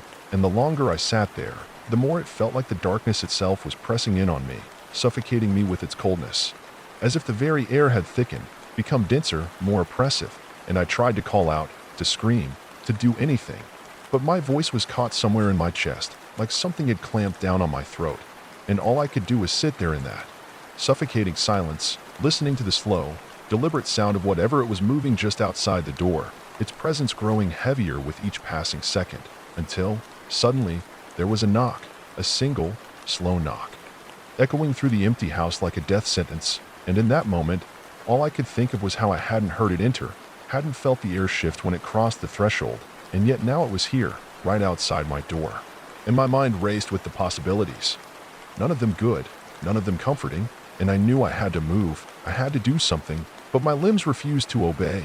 My body paralyzed by an overwhelming sense of dread that settled deep in my bones, a fear I couldn't explain, a terror that felt ancient and primal. And it was then that I noticed the shadows, the way they seemed to pull and twist unnaturally, bending in ways that no human shadow should. And it was almost as if they were alive, crawling, reaching, stretching towards me. And that's when I heard it again, a sound, soft at first, like a breath being drawn from the very air itself, followed by the unmistakable sound of a voice, low and guttural, murmuring something incomprehensible just on the other side of the door. And I knew then that whatever this thing was, it wasn't human, it wasn't even from this world. And as I sat there trembling, a cold sweat beginning to bead on my forehead, the knocking came again, louder, more insistent, and I could feel my heart beat in my ears, the fear suffocating me, until, with a sickening lurch, the door handle began to turn, slowly, almost mockingly, and I was trapped, utterly helpless, unable to escape, unable to move, and the door creaked open just a crack. The faintest sliver of space between us, and for the briefest moment, I thought I saw it, someone, standing just beyond the threshold. But it wasn't human, its form was shifting, changing, like something trying to take shape but failing. An amorphous mass of shadows and terror, and then, before I could blink, it was gone, slipping back into the darkness, leaving me alone again, or so I thought, until the unmistakable sound of breathing began, deep and ragged, coming from the corner of the room. And that's when I realized, too late, that it had never really left. It had just been waiting for the right moment to strike. And as I turned my head slowly, the air grew cold, too cold, and the figure was there, standing just behind me, its form, now clearer, its twisted, contorted face inches from mine, its eyes black, hollow, impossibly wide, staring at me with an intensity that made my stomach turn, and I could feel its breath on my skin, cold and rancid, smelling of rot and death. And as it opened its mouth to speak, I could hear the words, but they weren't words at all. They were thoughts, deep, invasive thoughts pressing into my mind, corrupting me, filling me with images of things that shouldn't exist, things that lived in the spaces between worlds, things that had been here long before humanity had even crawled from the dust. And as the terror took hold of me, I felt myself slipping, my grip on reality weakening, and in that moment, I understood. I wasn't alone. I had never been alone, and whatever this thing was, it had been here far longer than I had, and it wasn't going anywhere. Story 5. I remember the first time I encountered it like it was yesterday, the feeling of unease creeping under my skin as I stepped into the old house, the kind that people say is abandoned, but you know better, you know it has a past, a history that doesn't sit right with the daylight, and how the air in it feels different, thick, heavy, as if it's been holding something inside for far too long. The smell of mildew and decay mixing with the faint, almost imperceptible scent of something else. Something sharp, something metallic. And as I walked deeper into the hallway, my footsteps barely making a sound on the cracked wooden floor, I couldn't shake the feeling that I wasn't alone, that something was watching me from the shadows, even though there was no one else there. Just the endless corridors and rooms filled with the remnants of a life long gone. Things like old furniture covered in dusty sheets, faded pictures on the walls, and the occasional creak of the house settling, which I tried to ignore, but couldn't, not when the darkness seemed to pulse with a strange energy, something that felt alive, almost as though it was aware of me, waiting for me to make a mistake, to step too far. And then I heard it, that low hum, not quite a sound, but more of a vibration in the air, a noise I felt in the pit of my stomach, a low buzzing that seemed to come from somewhere far below the ground, a sound that grew louder with each passing moment, the hairs on the back of my neck standing up. And I froze, my heart racing, trying to listen closely, but the more I focused on it, the more it seemed to distort, like a voice, but one that wasn't human, a guttural, unnatural noise that sent chills down my spine. And for a brief moment, I thought about turning back, but something kept me moving forward, some pull, some strange compulsion, as if the house itself had a hold on me, drawing me deeper into its bowels. And before I realized it, I was standing at the top of a staircase, its wooden steps dark with age, the railing splintered and decayed, and I knew I shouldn't go down. I knew every instinct in my body screamed at me to turn and leave, but I didn't. I descended, each step creaking louder than the last, the air growing colder, more oppressive, until I reached the bottom, where the humming sound was deafening, vibrating through the floor beneath me, and then I saw it, just beyond the threshold of the dimly lit room at the end of the hallway, a shape, barely visible, but unmistakable, a form that twisted and writhed, not quite human, but with human-like limbs, long and spindly, the skin stretched taut over bone, pale and sickly, as though it had been starved for years, its head jerking toward me with an unnatural speed. Its eyes wide and empty, like black holes that threatened to swallow me whole, and I froze, my breath catching in my throat as I watched it, paralyzed, my mind screaming for me to run, but my body couldn't move. It was as if it was feeding off my fear. The longer I stared at it, the stronger it became, its mouth opening in a silent scream, revealing rows of sharp, broken teeth, and before I could react, the lights flickered, and the room seemed to stretch, the walls closing in, the floor beneath me groaning as if the very house was alive. And then the thing moved, faster than I could comprehend, a blur of motion, its arms reaching toward me. But before it could make contact, I stumbled backward, crashing into something cold and metallic, a sharp pain shooting up my spine, and I whipped around, my eyes wide with terror, only to find myself face to face with another figure, this one smaller, more hunched, with twisted, contorted limbs that seemed to bend at unnatural angles. Its skin dark and mottled, its mouth agape as if it was inhaling something from the very air around it. And before I could process what was happening, I was pulled away, dragged backward by an unseen force, the air around me becoming thicker, more oppressive, as I was thrust into a dark void. And then I was falling, plummeting through the darkness, my screams echoing in the emptiness, the sound of the house's hum growing louder, until it felt like it was all around me, consuming me. And just as I thought I couldn't take it anymore, I hit the ground hard, the impact knocking the breath from my lungs, and I found myself lying in a cold, damp room, a stone floor beneath me, and for a moment, I thought I was dead, that this was the end. But then I heard it, that sound again, the buzzing, the humming, only this time, it was accompanied by something else, a voice, a whisper, low and guttural, and as the darkness began to recede, I realized it wasn't just one creature I was dealing with, but something far worse, something ancient, something that had been waiting for me, and I could feel it now, the presence all around me, watching me, waiting for me to make my move, to do something that would bring about my end. And for a fleeting moment, I wondered if this was all real, or if I was losing my mind. But then I saw it, just in the corner of my vision, a flicker of movement, and I turned, my heart pounding in my chest, only to find nothing. But that wasn't right, because I could still feel it, that cold, creeping sensation, the one that wrapped around my chest like a vice. And in the darkness, I heard the whispers again, louder now, and I knew, deep down, that I wasn't alone, that I never had been, that the house itself had been waiting for me. And the creatures were only the beginning, and just when I thought I couldn't take it anymore, the walls began to close in again, and the buzzing grew deafening, and I was pulled forward, dragged through the stone floor as if it was made of liquid, my screams muffled by the pressure building around me, until I was swallowed whole, and then everything went black. But even in the darkness, I could still hear them, those voices, those whispers, and I realized then that I would never escape, that I would never leave this place, that the house had claimed me, body and soul, and no matter how much I struggled, no matter how hard I tried to break free, there was no way out, because the house had already decided my fate. And the horrors within it were only beginning, the creatures, the darkness, the endless waiting, and in the end, I became just another part of the house's story, a whisper in the walls, a shadow in the darkness, lost forever. Story 6.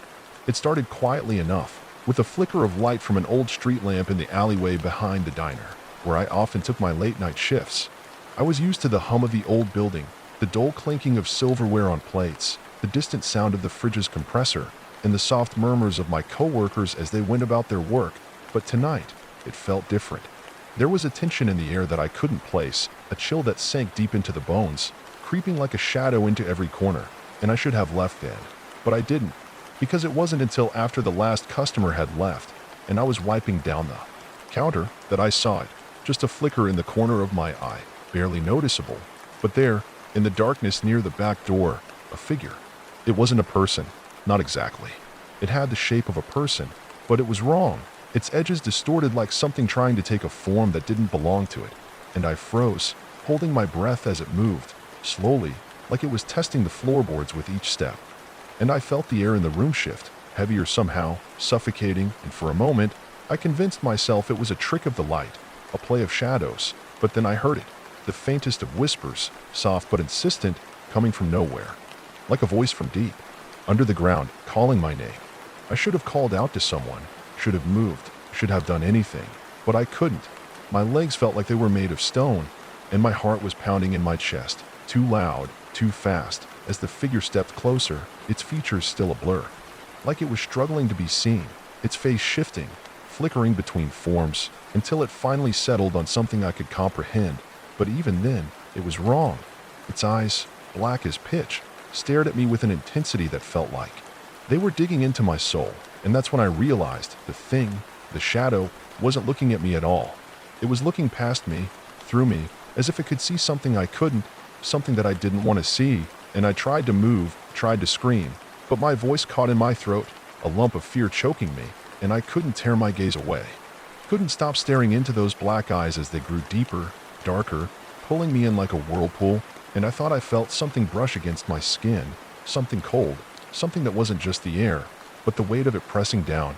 And the next thing I knew, the room was spinning, my vision blurring, and I collapsed onto the floor, my head hitting the linoleum with a sickening crack. I don't know how long I was out, but when I woke up, the diner was silent, too silent, like the world had stopped moving, and I was alone, or at least I thought I was. I tried to stand, but my legs wouldn't cooperate, and when I looked up, I saw it again, standing at the entrance, its eyes still locked on me, and it was closer this time, much closer, as if it had crossed the entire room in an instant.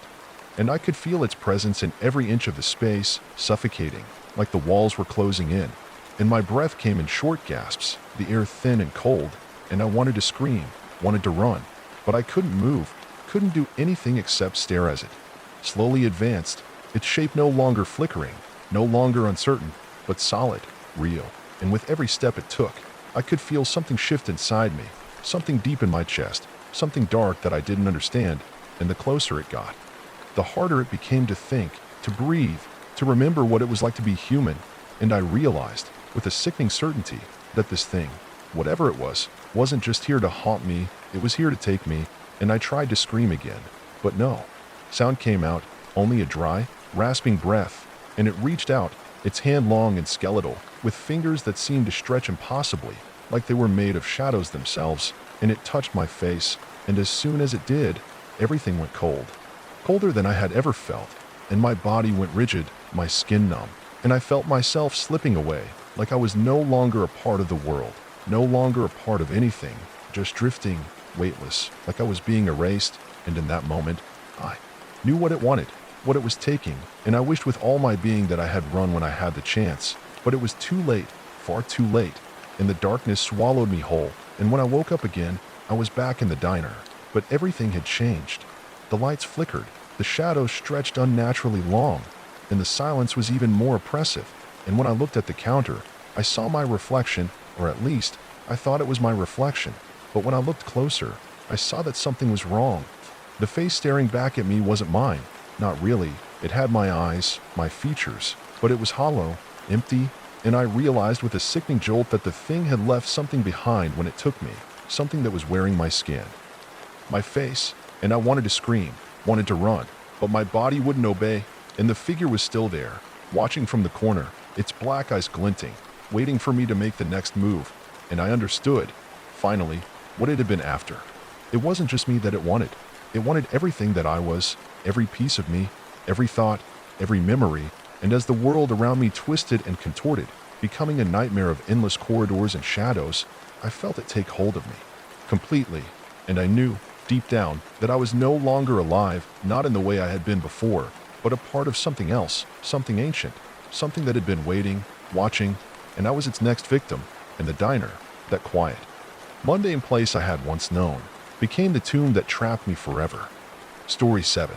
It was the kind of night that didn't feel like night at all, but rather the absence of something, a silence that could be heard in the pit of your stomach, the kind of darkness that seemed to slip beneath your skin, through your veins, making every movement feel wrong, like a thin thread pulling you deeper into something you couldn't see, but could only feel, a pull that gnawed at you from the inside, and I remember looking out my window into the thick forest beyond, the way the trees stood like sentinels, watching, the wind that whispered between them bringing something in its wake, something old, something that didn't belong, and as the light from the street lamp flickered, I felt my pulse quicken, like the ground beneath me was about to give way. And I turned away, pretending it was nothing, but deep down, I knew it was something, and I tried to shake it off, trying to focus on the hum of my computer, the glow from the screen filling the room with a faint, cold light, but the feeling stayed, a chill creeping up my spine as I sat in front of the flickering monitor, my reflection dancing across the glass, reminding me of how alone I was, alone in this house, alone in this town, and as I glanced out the window again, I could have sworn I saw something move between the trees, just beyond the reach of the streetlight, something that didn't belong, something that shouldn't be there, and my heart raced, my fingers hovering over the keyboard as if I could somehow reach into the screen and pull myself out, pull myself away from whatever was out there. But I didn't move, couldn't move, the darkness outside pressing in closer, as if waiting for something, and when the power cut out suddenly, leaving me in complete darkness, I froze, my breathing loud in the silence, and I heard it then, the sound of something scraping against the window pane, slow and deliberate, like fingernails dragging across glass, and my pulse thundered in my ears as I sat frozen in place, every muscle tense, my breath shallow and quick, as the scraping grew louder, closer, and then, just as suddenly, it stopped, leaving only the sound of my own heartbeat, and I sat there, in that empty, silent room, trying to convince myself it was nothing, trying to calm my racing mind, but my instincts told me otherwise, told me that something was watching me, waiting, and I stood slowly, my legs shaking beneath me, my heart hammering as I moved towards the window, my fingers brushing the cold glass. But the world outside was dark, impenetrable, and I couldn't see anything, not even the trees, only the ink-black void stretching endlessly beyond the glass, and for a moment, I considered that maybe it was just my imagination, just the pressure of isolation and the weight of the night playing tricks on me. But then I heard it again, faint at first, the soft thudding sound, like footsteps, moving in the dirt just below my window, and I froze again, a cold sweat breaking out across my skin, my mouth dry, and I stepped back from the window, my mind spinning as I fumbled for my phone, but there was no signal, no connection, nothing but the static of lost service, and I knew in that moment that I was utterly alone, and the weight of it settled around me like a shroud, choking the air from my lungs as I stumbled back, my feet stumbling over the uneven floor, and I tripped, hitting the ground hard, the air knocked from my chest, and I lay there for a moment, trying to catch my breath. My mind a blur, until I heard something different, a noise so faint I almost didn't hear it, a whisper, just beyond my door, and it wasn't a voice, not human, but something else, something ancient and twisted, and as the whisper grew louder, my body trembled, and I found myself standing, moving, drawn towards it, unable to resist, each step slow and deliberate, as if the air itself was pushing me forward until I was standing at the door, my hand resting on the cold brass handle, and for the briefest moment, I wondered if I should turn away, go back, lock myself in, but I couldn't.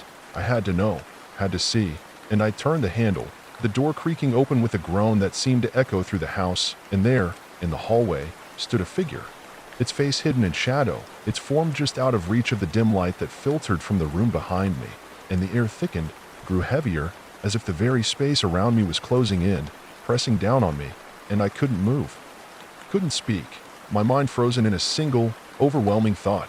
I wasn't alone, not anymore, and as I stood there, paralyzed by fear, the figure moved, gliding towards me, its footsteps too quiet to hear. But I could feel the ground tremble beneath its weight, and I backed away, my breath coming in short, ragged bursts until I hit the wall, and the figure stepped into the light, and its eyes met mine, glowing faintly like two cold embers, and I opened my mouth to scream. But no sound came out, and the figure reached out, its hand impossibly long, its fingers ending in claws that scraped against the wall, leaving deep gouges in the plaster, and then it spoke. But its voice wasn't a voice at all, it was a feeling, a presence that invaded my mind, filling it with a horrible clarity, and I understood then that it wasn't just here to watch me, it was here for me, and I wanted to run, to flee, but my body wouldn't obey. It was as if it had been rooted to the spot, as if I had become part of the house, part of the darkness that had crept inside, and with a final, horrible lurch, the figure was right in front of me, its claws curling around my throat, and I felt the air being squeezed from my lungs.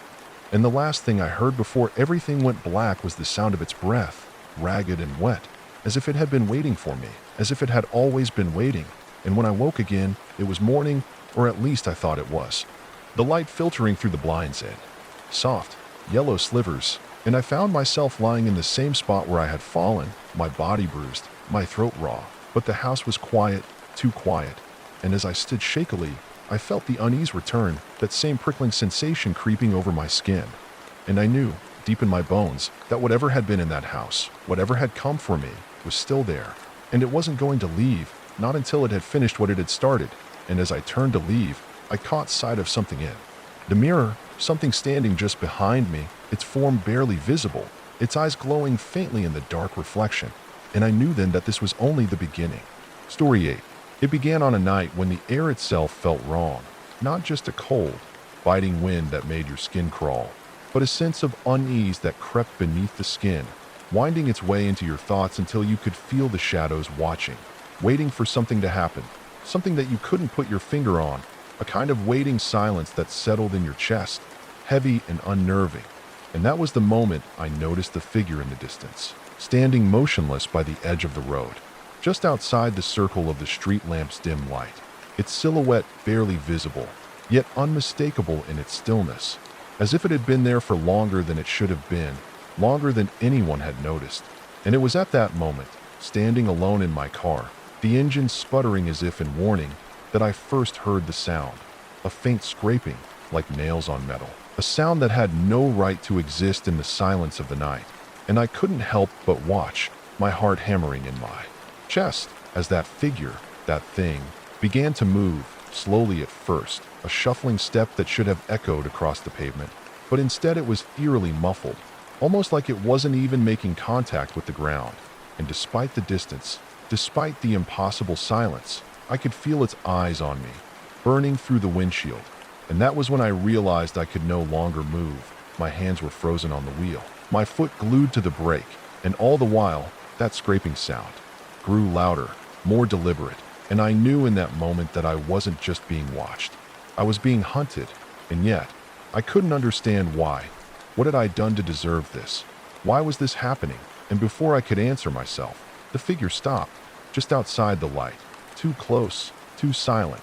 And then there was the unmistakable sound of something heavy hitting the side of the car, a thump that vibrated through the glass, sending shockwaves through my spine, and I turned my head, staring at the window, expecting to see something pressing against the glass, something dark, something wrong. But the glass remained empty, no sign of the creature, no trace of it. But I could feel it, so close that my breath was fogging up the glass in front of me. But still nothing, just that strange, impossible silence. And I tried to convince myself that I had imagined it, that it wasn't real. But as the seconds dragged on, that feeling, the one I had learned to distrust, began to surge. Again, and I couldn't breathe, couldn't think, couldn't look away from that spot on the glass, the feeling intensifying until I had to force myself to blink, just to snap out of the trance. And when I did, it was gone, just as suddenly as it had appeared, vanished into the shadows, leaving me trembling in the cold night air. And I didn't wait to find out if it would return. I slammed the car into reverse and floored the gas pedal, not daring to look back, not daring to think about what might be lurking behind me. And when I got home, I rushed inside, locking the door behind me. But the feeling didn't leave. It clung to me like a cold shroud. And no matter how many times I checked the windows, checked the doors, checked the locks, I couldn't shake the sense that something was watching me, that it was still out there, waiting. And I tried to tell myself it was just the stress, just the fear of being alone, that I was just being paranoid. But it didn't matter what I told myself. The feeling persisted, gnawing at my sanity, making me second-guess every noise, every shadow. And that night, as I lay in bed, I heard it again, that scraping sound, distant at first, but growing louder, closer. And I knew then that I wasn't imagining it, that it wasn't just my mind playing tricks. And I forced myself to sit up, heart pounding in my chest. And I listened, straining to hear. And there it was, unmistakable, like a slow, deliberate drag of something across the floor. But the sound wasn't coming from inside the house. No, it was coming from the roof, from the attic. And it was then that I realized the horror wasn't just some passing nightmare. It wasn't a one-time thing. It was something that had been waiting, something that had been following me all along. And no matter how far I tried to run, no matter where I went, it would always be there, just outside of sight, just beyond the corner of my eye. And I didn't dare go upstairs that night, didn't dare open the attic door to see what was waiting for me. But it didn't matter, because the next morning, I found the attic door ajar, the stairs creaking beneath invisible weight, and I could hear it again, that scraping sound, faint, but real, so very real, and I knew at that moment that it had come inside, that it was already here, and I wasn't safe anymore. Nowhere was safe, and I didn't dare go up into the attic, didn't dare face whatever had been following me, and yet, it didn't stop, not for a moment, not for a single second, that terrible scraping sound growing louder each night, until one night, I woke to the unmistakable sound of something shifting just behind me, too close, too real, and I turned around, heart racing, and there, standing in the corner of the room, was that figure, the one I had seen so many nights ago, the one that had haunted me, watching me, waiting for something. And it was then that I realized it wasn't just a figure, it wasn't just a monster. It was something worse, something I had brought upon myself, something I had called into being. And in that moment, I knew I was trapped in a nightmare with no escape. And it wasn't until the next day, when I went to leave, that I noticed the marks, strange, deep gouges on the front door, marks that hadn't been there before, marks that could only have been made by something with sharp claws, something monstrous. And then I understood. This thing, this creature, hadn't just been following me. It had been waiting for me, to finally notice, for me to finally realize what was happening. And it was now inside, now everywhere, and I could feel its eyes on me, burning into the back of my neck, even though I knew I couldn't see it. And I wanted to scream, wanted to run, but I couldn't. Not anymore. Not after everything I had already seen. And I knew that I would never be free, that I would never escape this nightmare. Not as long as I kept running. Not as long as I kept hiding from it. Because it had already claimed me, had already sunk its claws deep into my life. And it would never let go, never let me go. And now, I can't even leave my house anymore without feeling that cold breath on my neck, that scraping sound just behind me. And I know, it's only a matter of time before it finds me again. And when it does, I won't be able to run, I won't be able to hide, because it's already too late, and I'll never be free. Not now, not ever. And every shadow, every creak of the floor, every flicker of light is a reminder that it's still here, waiting for me, watching me, and there's nowhere left to go, nowhere to escape. Story 9. It was just another ordinary evening when I first began to hear the whispers. It wasn't anything strange at first. No, just the kind of low hum you might hear when the wind carries through the trees, or the sound of the refrigerator running in the next room. But when it didn't stop, when the hum turned into words, fragmented and broken, like a broken record skipping over the same phrase again and again, I found myself standing in the middle of my living room, frozen, not knowing whether I should run or wait, because that's what it felt like, waiting for something I couldn't understand.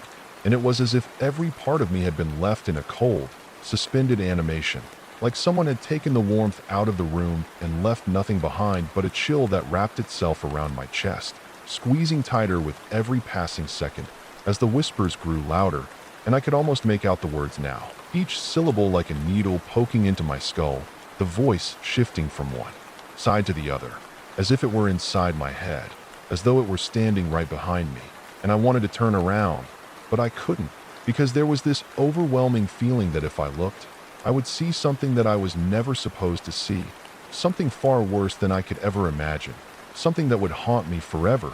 And as the whispers became sharper, more distinct, more insistent, I realized that they were speaking to me, that whatever was happening had something to do with me, but I still couldn't understand the words. They were too jumbled, too foreign, until the moment when a voice, no, not a voice, a growl, a low, guttural noise, echoed through the room, and I could hear it as clearly as if it had come from my own mouth.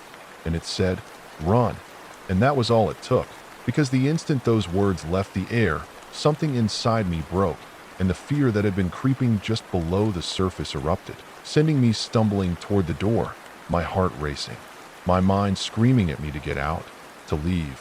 But I didn't know where to go or how to escape, because when I opened the door, the outside world had vanished, replaced with an inky blackness that stretched as far as I could see, and the air, thick with the scent of mildew and rot, made it feel like I was suffocating, like the very atmosphere was pressing in on me, suffocating me. And yet, even though every part of me screamed to go back inside, to lock myself away from whatever had just started, I couldn't.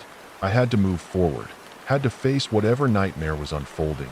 But as I took that first step into the darkness, the whispering started again. Only this time it was louder, more intense, and it felt as though it was coming from every direction, surrounding me, drowning me in its eerie, distorted rhythm. And that was when I realized, with a sickening twist in my stomach, that I wasn't alone, that there was something else with me in this empty void, something that was waiting. And I could feel it closing in, its presence palpable like a living, breathing thing.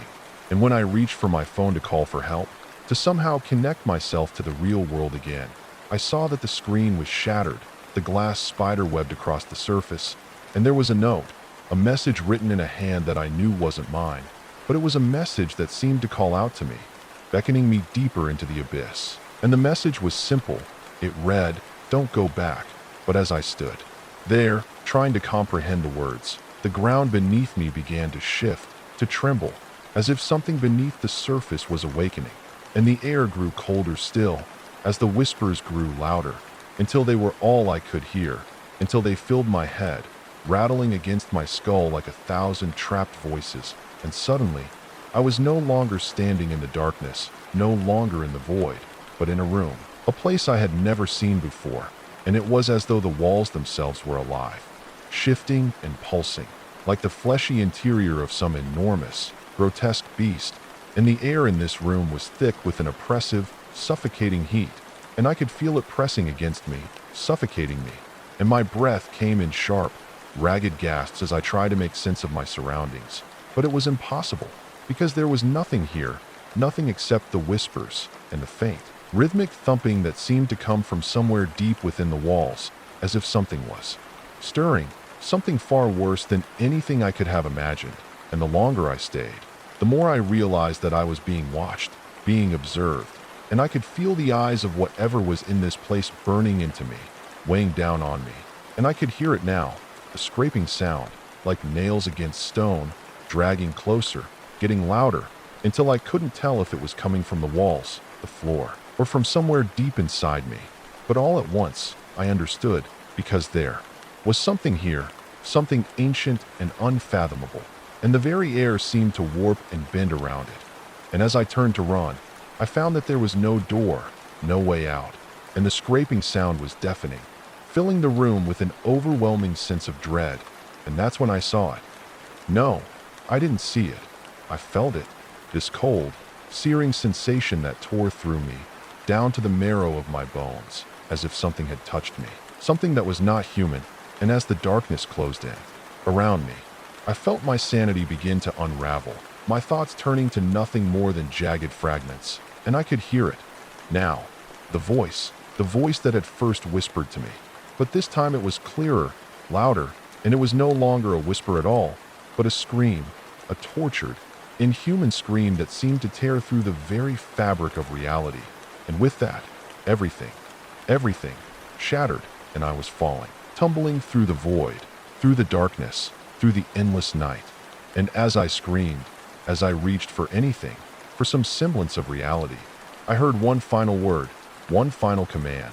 And it was the last thing I would ever hear, the last thing that would echo through my mind before the world consumed me completely. Stay. Story 10. It began with a whisper in the dark, a voice that wasn't mine yet seemed to creep inside my skull, clawing at the fragile walls of my mind, urging me forward, deeper into the woods, where the trees were tall and thick, their branches like twisted, gnarled fingers that reached out for anything foolish enough to wander too close. And though I tried to ignore the voice, the pull in my gut made it impossible to turn back, and so I kept walking, my feet crunching against the dry leaves, the ground, soft underfoot like it had absorbed something far darker, something that clung to the soil and seemed to infect the very air, making it thick, heavy, with the scent of decay that I couldn't escape no matter how much I tried to breathe it out.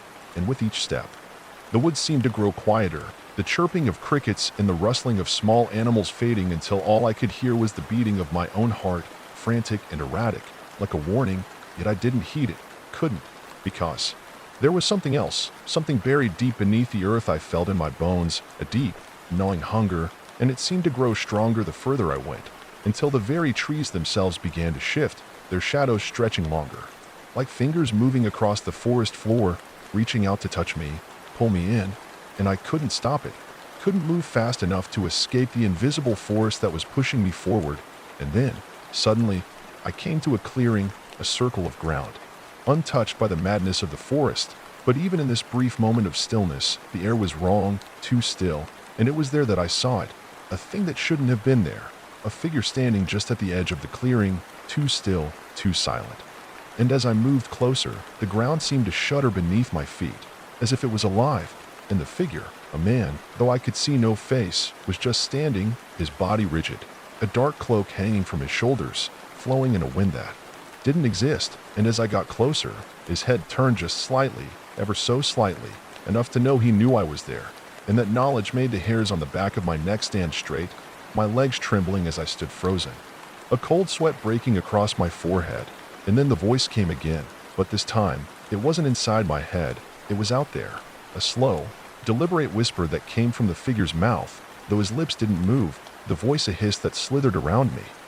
You shouldn't have come, and I wanted to turn and run, to get away from that thing, but my feet wouldn't move, they were frozen in place, as if the earth itself had decided I wasn't leaving, and the figure raised one arm, long fingers stretching out like a spider's legs, and though I couldn't see his eyes, I could feel them, boring into me, and then the world went dark, the shadows consuming everything, the trees, the sky, even the ground, until there was only the sound of breathing, slow and deep, too close, and I realized, with a heart-stopping jolt, that it was my own.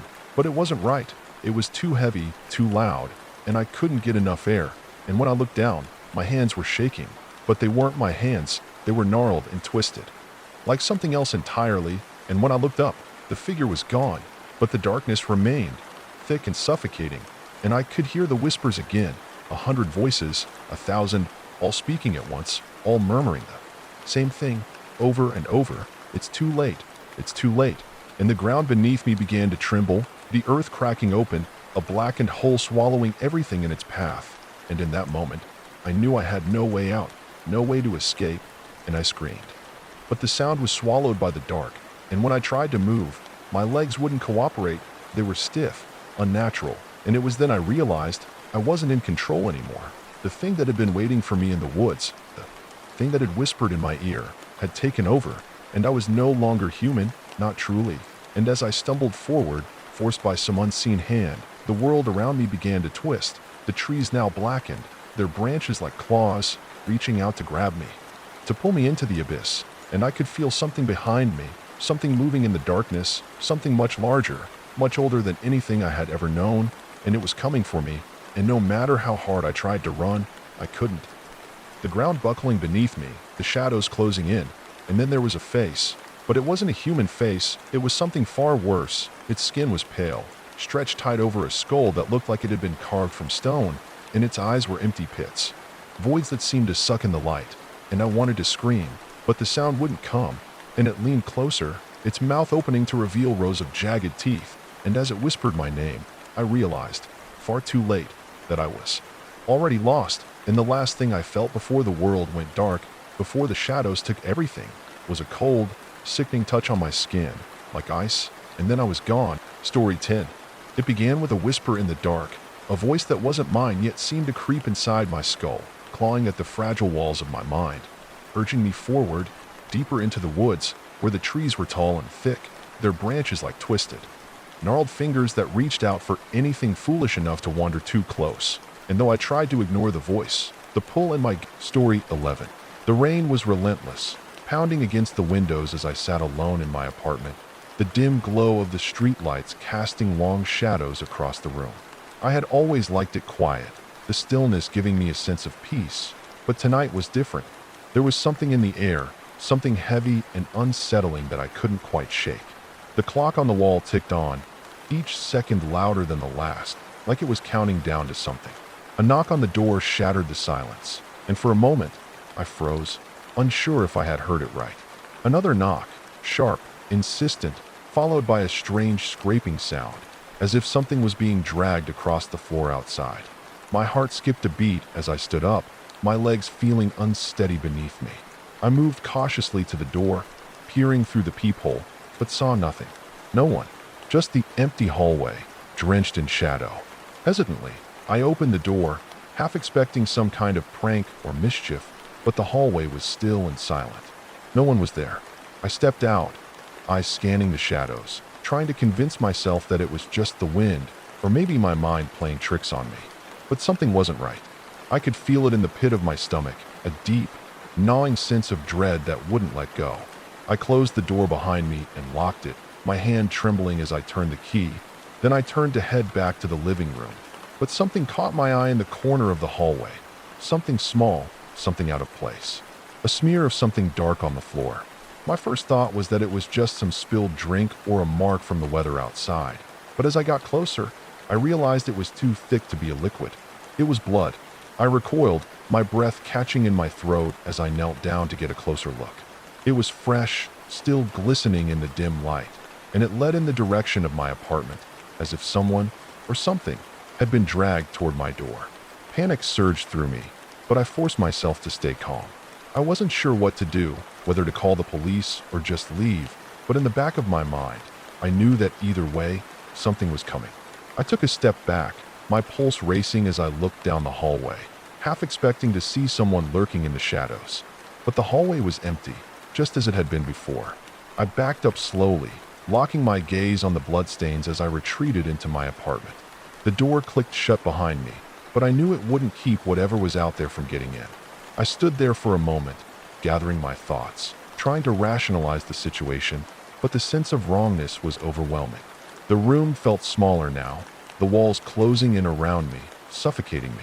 I tried to distract myself, focusing on the mundane, my couch, the television, the faint hum of the refrigerator, but it was no use.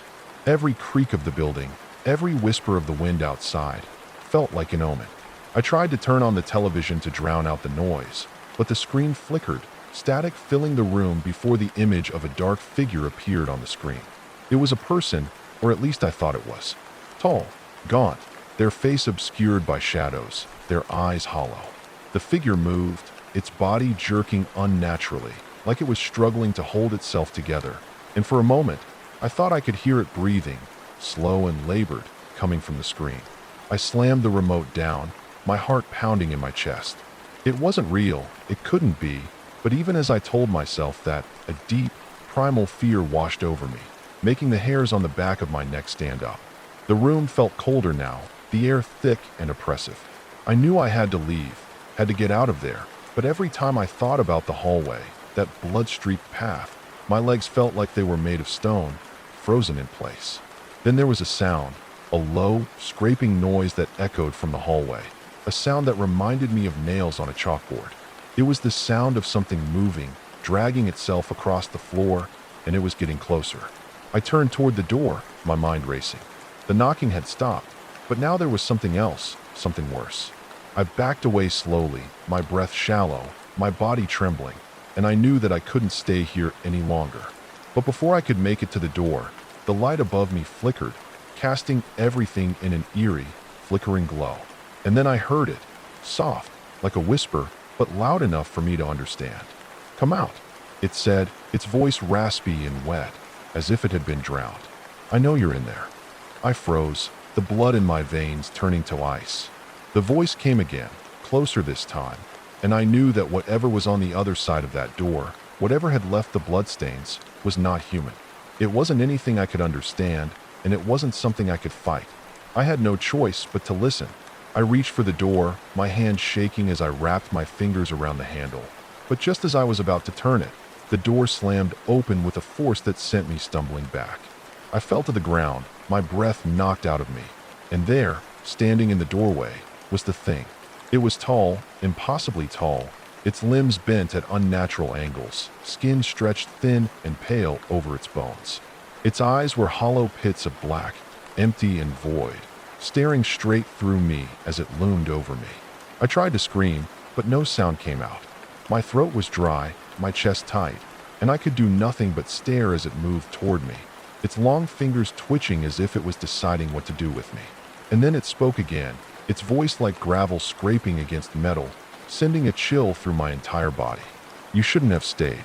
I felt its cold breath on my skin, the stench of decay, and something worse filling the air. My body refused to move, trapped in some invisible vice, paralyzed by fear.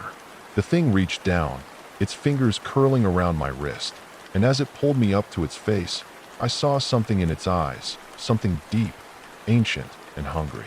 You belong to me now, it whispered, and I knew then that I had made a fatal mistake by staying here, by ignoring the signs, by trying to outrun the terror that was always waiting just outside the door.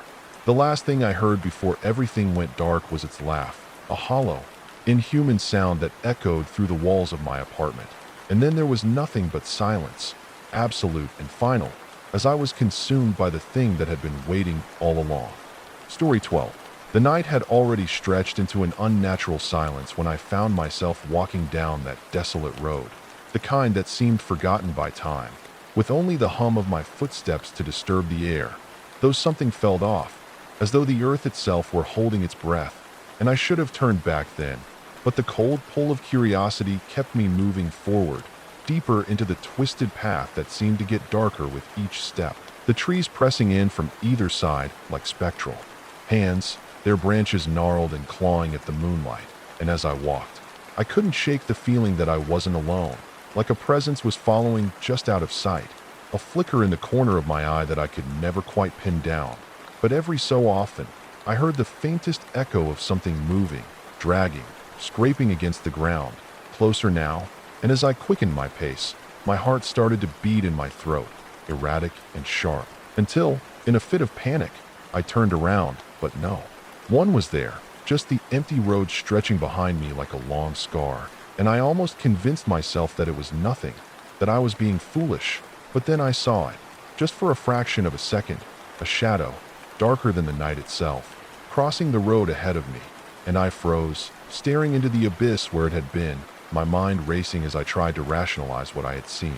But all that came to me was the thought that whatever it was moving toward me, and as my legs finally regained the ability to move, I ran, pushing myself harder, my lungs burning. But no matter how fast I went, the sound of footsteps behind me grew louder, heavier, as though something was matching my pace. And that's when I heard it clearly, a whisper, almost inaudible, but unmistakable. Turn around. And the voice, though faint, carried a weight, like a command, like something ancient and powerful that I couldn't resist. And as if my body was no longer mine to control, my head jerked to the side. And that's when I saw it fully.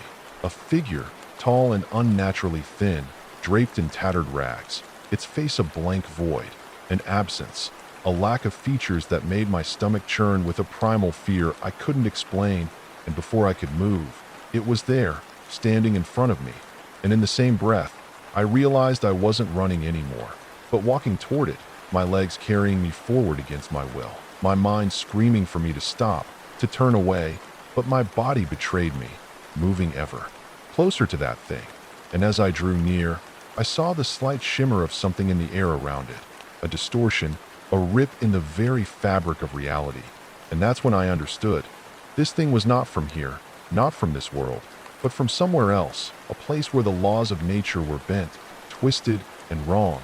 And in the quiet, suffocating moment before the thing reached out and touched me, I felt the ground beneath me give way, not physically, but emotionally, like I was being dragged down into something dark and cold, a void that swallowed all light and warmth. And with every second that passed, I lost more of myself to it, to the terror, to the endless hunger of the void. And just as it laid its fingers on my skin, I felt my heart stop, not in the literal sense, but in a way that no longer made sense. Time slowed, and the world became a blur of screams and shadows. And in that moment, I understood that I wasn't just afraid. I was being erased, slowly, piece by piece. And as the last flicker of my mind struggled to hold on to the remnants of who I was, the thing whispered again, this time louder, closer. You don't belong here anymore. And everything went black. Story 13. It began with the whispers, the faint, almost imperceptible hum that vibrated beneath the walls of my apartment. always there, but never loud enough to confirm its existence. A sound more felt than heard, a prickle against the spine that would make you pause in the middle of a mundane task, a flicker of doubt crawling into the back of your mind, a thought that would slither away as quickly as it arrived, but always return when the night deepened, when the silence thickened into something more oppressive, something unnatural, the kind of silence that isn't a void but something that breathes, something that waits. And in those moments, when the apartment felt too still, too empty, it would start again, the whispers, just beyond hearing, just beyond reach, but always there, always whispering in a language that I couldn't understand but could feel down to the marrow in my bones, the chill of something ancient, something that didn't belong, something that had been waiting, always waiting, for me to hear it, for me to listen. And I didn't know then that listening would be the worst mistake I would ever make. It was a Thursday night when I first noticed it, a regular evening spent alone in my tiny apartment, the kind of place you settle into because it's cheap and close to work, a place you don't expect to stay in long, but somehow do, long enough to start feeling like it's your home, even though the edges of it always felt wrong, the walls too thin, the ceiling too high, the air too heavy. And that night, as I sat at my kitchen table, mindlessly scrolling through my phone, I heard it, faint but unmistakable, coming from the far corner of the room, where the darkness never seemed to lift, a whisper that sounded like a soft hum at first, like wind through the trees. But there were no trees near my apartment, no breeze, just the thumping of my own heart in my chest, thudding louder as I turned my head toward the corner, the shadows gathering there, swallowing the light of the lamp. And for a moment, I thought it was nothing, just the trick of a tired mind. But then it came again, clearer, sharper, like the scraping of nails on glass, like a whisper being pulled through barbed wire. And suddenly, the air grew thick, the kind of thickness you feel in your lungs when you know something isn't right, but you can't bring yourself to move, to run, to scream. And I sat there frozen, feeling something staring at me from that corner, something watching me with eyes that weren't visible, but I felt them, felt their gaze crawl over my skin, sending cold shivers down my spine as I stood up, my legs shaking beneath me. And without thinking, I took a step toward the corner, my breath ragged in my throat. And just as my foot touched the floor, the whispers stopped, silence slamming into the room like a door being slammed shut. And I froze, staring into the dark, my eyes straining to see something, anything. But there was nothing there, nothing but shadows. And yet I felt it, felt the presence, the weight of it pressing against my chest. And in that moment, I knew something was wrong, deeply wrong. And the only thing I could do was turn around and walk away, back to my kitchen table, back to the dull hum of my phone, as if pretending it hadn't happened would make it go away. But I couldn't shake the feeling that the silence wasn't an escape, that it was just the beginning, that something was biding its time, waiting for me to lower my guard again. And as the night stretched on, I tried to distract myself with trivialities, with the comfort of routine, but the whisper never left, not entirely. It lingered in the corners of my mind, in the edge of my vision, in the way the shadows seemed to shift when I wasn't looking, the way the air felt just a little too still. And then it happened again, this time louder, more insistent, not in the corner but coming from behind me. And I spun around, but nothing, just the empty space of my apartment, the same as before. And I convinced myself it was nothing, that I was imagining things, that it was all in my head. But deep down, I knew it wasn't. And as the days passed, the whispers grew. They moved from the corners to the very walls, from the walls to the floors, from the floors to the ceiling, until I couldn't escape them anymore. Couldn't even escape the sensation that something was moving within the walls, behind the plaster, behind the paint. Something alive, something hungry, something that had been waiting, always waiting, for me to hear it. And I should have left. I should have packed up and gone.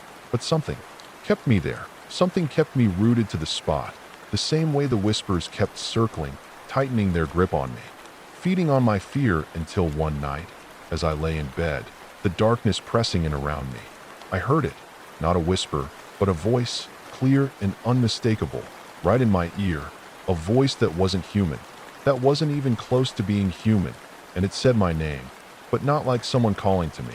No, it was more like an invocation, like something trying to pull me into its world, into its presence. And I froze, my skin crawling as I slowly turned my head, But there was nothing, nothing except the darkness and the weight of something pressing in, something that shouldn't be there, something that had followed me into my bed, into my very bones, and I wanted to scream, but the scream caught in my throat, choking me, and in that moment, I understood that it wasn't just watching me anymore, it was inside me, and I couldn't escape, couldn't run, couldn't even breathe, and the days blurred together after that, each one stretching longer, more suffocating, until I couldn't tell what was real and what was part of the nightmare, until I couldn't tell if I was awake or still dreaming. But the whispers were always there, always louder, always closer. And then came the night that I finally saw it, the thing that had been waiting all this time, lurking in the shadows, and it wasn't a person. It wasn't a thing that made sense, not in any way I could comprehend. No, it was something older, something that didn't belong in this world, something that had been hidden away for centuries, for millennia, and now it had found me, found my weakness, and as it emerged from the shadows, its form shifting, pulsating. Story 13. It began with the whispers, the faint, almost imperceptible hum that vibrated beneath the walls of my apartment, always there, but never loud enough to confirm its existence. A sound more felt than heard, a prickle against the spine that would make you pause in the middle of a mundane task. A flicker of doubt crawling into the back of your mind. A thought that would slither away as quickly as it arrived, but always return when the night deepened, when the silence thickened into something more. Oppressive, something unnatural, the kind of silence that isn't a void but something that breathes, something that waits. And in those moments, when the apartment felt too still, too empty, it would start again, the whispers, just beyond hearing, just beyond reach, but always there. Always whispering in a language that I couldn't understand, but could feel down to the marrow in my bones. The chill of something ancient, something that didn't belong, something that had been waiting, always waiting, for me to hear it, for me to listen. And I didn't know then that listening was... Story 14. The air was thick, so thick that it felt like I was swimming through it, the weight of the darkness pressing down on me as I made my way through the hallway, my heart pounding in my chest as every creak of the floorboards sounded like a death knell. The only light coming from a flickering bulb above me that seemed to struggle against the oppressive gloom, and I could feel the eyes on me, or at least I thought I could, the sensation of being watched growing stronger with every step I took. My breath hitching as I turned the corner into the living room, where the shadows clung to the corners like things that had once been human but were now something else entirely, and I knew without a shadow of doubt that this place, this house, had never been just a house. It had been alive in ways that defied explanation, and I felt a sudden chill race down my spine as I remembered the first time I had entered it, how the floorboards had groaned as though the house was greeting me, and how the walls had whispered as if they recognized me, as if they had known me long before I had ever stepped foot inside. And it had been then that the strange things had started, things that didn't make sense at first but gradually became undeniable. The way the air would change, thick and suffocating, when I entered certain rooms, how the mirrors would distort the reflection of my face as if someone else were standing behind me, always just out of sight, and the sound of soft footsteps, always just behind me, the shuffling of something dragging itself across the floor, something that could never be seen but always felt. And it had all started so innocently, so deceptively, when I had moved into this place, thinking it was just another broken down house, another place to call home, unaware of the horrors that had been waiting for me, biding their time in the quiet corners, in the silence between the cracks in the walls. And at first, I thought I was just being paranoid. But the whispers started, soft at first, like the wind rustling through the trees, but they grew louder, more insistent, until they filled my mind with their relentless murmuring, and I would find myself sitting in the middle of the night, wide awake, listening to the soft voice calling my name, calling me to the door at the end of the hallway, the door that had never been opened, the door I had never dared to approach. And despite my terror, despite every fiber of my being screaming at me to turn back, to leave, to run far away, I couldn't resist anymore. I couldn't stop myself from moving toward that door, toward the unknown. And as my hand gripped the cold brass doorknob, a voice, no, not a voice, but something far worse, spoke directly into my mind. Cold and guttural, as if it were crawling inside my skull. Come in, come closer. The truth is waiting.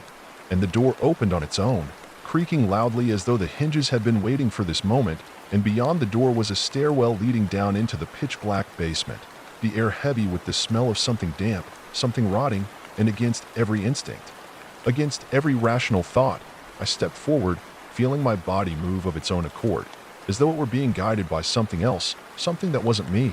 And as I descended into the basement, the temperature dropped, each step colder than the last, the hairs on the back of my neck standing on end as I realized with a sickening certainty that I was no longer alone. And just as I reached the bottom, the light from above flickered and went out, plunging me into total darkness. And in that darkness, I could hear them, soft whispers, soft scratches against the walls, as if the house itself were alive, breathing, waiting. And I tried to turn back, to escape, but something heavy pressed against my chest, holding me in place. And in that moment, I felt the weight of 1,000 eyes that had always been there, watching, waiting for me to make this exact mistake. And then I heard the sound of something moving in the dark, something large, something slow, dragging itself across the floor.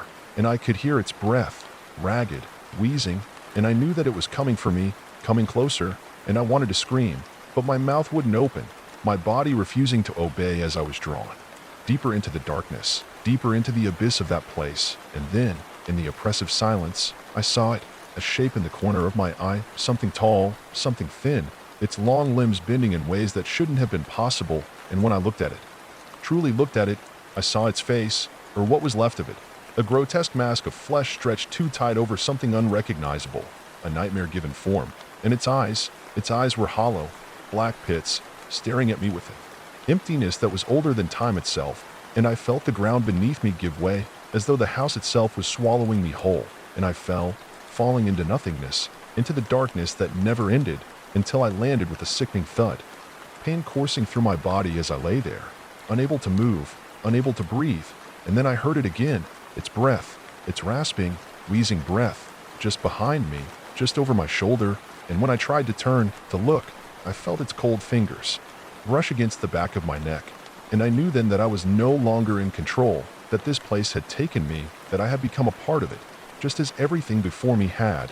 And then, finally, the voice came again, but this time it was louder, clearer, as though it were speaking directly into my soul.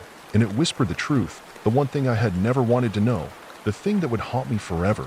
You were always meant to be here. You were always ours. And as the darkness closed in, as the weight of the house pressed down on me, I felt my body shift, change, as if the house was pulling me into itself, into its walls, into its endless hunger. And I knew then that I was not just a victim, but a part of it now. A part of something far older, far darker than anything I had ever imagined. And as my body twisted and contorted in the dark, I could hear the others, the ones who had come before me, their whispers joining mine, their voices echoing it. The darkness, forever trapped in the walls of that house, forever part of its insatiable hunger. Story 15. It was late when I first noticed something was off. Not a grand revelation, no dramatic sound of thunder or a change in the air, but a creeping suspicion, the kind that gnaws at the edges of your thoughts just before sleep, the kind that makes you look over your shoulder even though you know no one's there. And at first, I tried to dismiss it as nothing, just another late night. The kind where the wind shakes the trees and you feel like the shadows are inching closer, creeping in from the corners of the room. But the thing about shadows is that they don't move unless something moves them. And when I glanced at the corner of the room, just out of the edge of my vision, I saw it, or thought I did, a figure standing, unmoving, hidden by the dark. And though I tried to tell myself it was nothing, just the bend of the furniture, the angle of the light, I felt that familiar pull in my gut, the one that tells you something isn't right. And I stood up, careful not to make a sound. My footsteps muffled on the old hardwood floor as I walked toward the corner, my heart pounding louder with every step. And when I reached it, there was nothing, just the wall, the empty space where a shadow should have been, the floor undisturbed, as if nothing had ever been there. But I couldn't shake the feeling, that prickling at the back of my neck, the cold that seemed to seep in from nowhere. And I returned to my seat, telling myself that I was just tired, just imagining things. But the silence felt wrong, heavier than before, and every creak of the house, every gust of wind, seemed to carry something else with it, something waiting, lurking in the dark.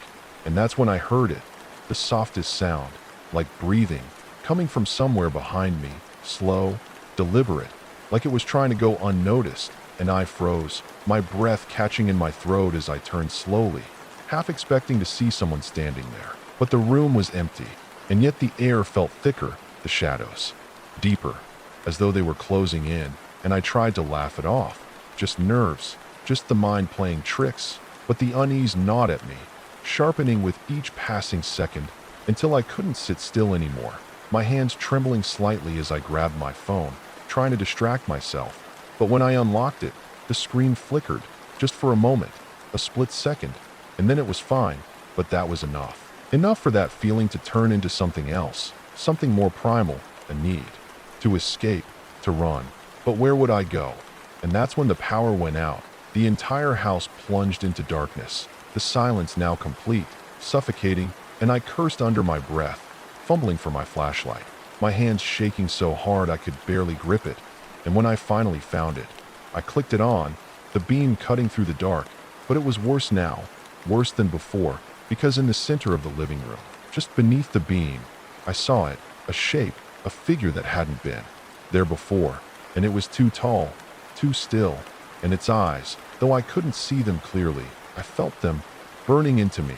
And then there was a sound, a scraping, like nails against stone, and I backed up, my heart hammering in my chest as I bumped into the table, knocking over a lamp.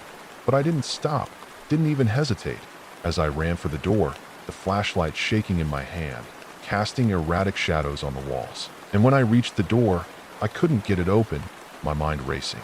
Frantic, hands working desperately at the handle, but it wouldn't budge, and that's when I heard it, the whispering, soft and insistent, a voice that wasn't a voice, and I turned around, my breath catching as I saw it move, just a twitch at first, but then it stepped forward, its limbs bending in unnatural angles, jerking and cracking like broken bones, and I froze, my mind screaming, but my body paralyzed, and as it got closer, I saw its face, or what I thought was its face, pale, stretched, tied over something that wasn't human, eyes too wide, too dark, and then its mouth opened, but no sound came out, just that low, guttural hum, like 1,000 voices whispering at once. And then the door flung open, and I didn't think, didn't hesitate, just bolted into the night, my breath coming in ragged gasps as I ran through the yard, down the path, into the street. But when I looked back, I saw it, standing at the edge of the yard, unmoving, its gaze fixed on me, and I ran faster, faster than I ever thought I could. But it didn't matter, because it was already there, behind me, its presence wrapping around me like a tightening noose. And I heard its steps, slow and deliberate, just behind me. And though I tried to scream, the sound died in my throat, strangled by terror, and I stumbled, falling to the ground. Story 15. It was late when I first noticed something was off. Not a grand revelation, no dramatic sound of thunder or a change in the air, but a creeping suspicion, the kind that gnaws at the edges of your thoughts just before sleep, the kind that makes you look over your shoulder even though you know no one's there. And at first, I tried to dismiss it as nothing, just another late night. The kind where the wind shakes the trees and you feel like... Story 16. I never wanted to talk about what happened that winter in the cabin my grandfather left to me. Nestled alone on the edge of the Michigan woods where no one had lived for 30 years, but the silence has started to rot in my throat and twist inside my chest like something coiled and waiting. So I'll tell you everything in the only way I can, without breaks, without stops, just the way it happened when the dark came in all at once and wouldn't let go. Because it started with small things, didn't it? Always, like how the birds didn't come back after the first snow, how the wind never changed direction and always carried the scent of ash and old metal, how the frost formed inside the windows instead of out and seemed to crawl downward like fingers, how I found the footprints in the snow that led to my porch and then vanished, not back into the woods but into the wall of the cabin like they'd been absorbed, and how I told myself it was nothing, just the cold playing tricks, just my mind, reacting to the silence that wrapped around the place like it was underwater, muffled and heavy and too still. Except it wasn't just silence, not really, because I began to hear things in the wood at night, not creaks but clicking, too precise, like fingernails on old bone, slow and rhythmic, like something waiting, counting, learning. And then there were the whispers that came when I closed my eyes, in a language I didn't know but still somehow understood, and I told myself I was stressed, tired, alone too long, until I found the basement I didn't know existed, The trapdoor hidden beneath the bearskin rug I'd always thought was glued to the floor, and I told myself don't open it. But I did. Of course I did. Because whatever was whispering wanted me to, and because part of me wanted it too. Wanted to know why the air was wrong, and why the cold tasted like iron, and why I woke up every morning with my boots moved. And when I went down there with my flashlight and a knife I'd never used, I found stairs that went too deep. Deeper than any cabin could go. Stairs made of wood so old it was black and soft like flesh. And they didn't creak, they sighed. And when I reached the bottom, I found a room, no bigger than a closet, with walls covered in drawings etched into the wood with nails or teeth or claws. And the drawings were of me, dozens of them, scratched again and again with shaking, frantic hands. All of them with my eyes scratched out and something standing behind me, something tall and thin and wrong. And I dropped the light and screamed, and I felt it breathe behind me, cold breath that smelled like wet leaves and rotting fruit. And when I turned around, nothing was there, just the dark and the sound of something exhaling in relief. And I ran back up the stairs that kept getting longer, like the house didn't want me to leave. And when I got out, I nailed the rug back down and drank until I forgot what I saw. But the next morning, all the nails were on. The floor and the rug was folded back like it was laughing at me. And from then on, it got worse, because something had come up with me, something that had been trapped down there a long time and had learned my name by scraping it into the walls for decades. And it stayed in the corners where the light didn't reach. And it spoke to me in my sleep, and it started wearing my face.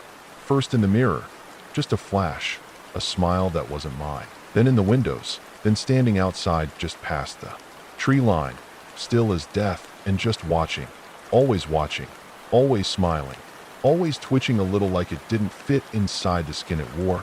And I tried to leave, but the road was gone, buried in snow, or maybe the woods had moved.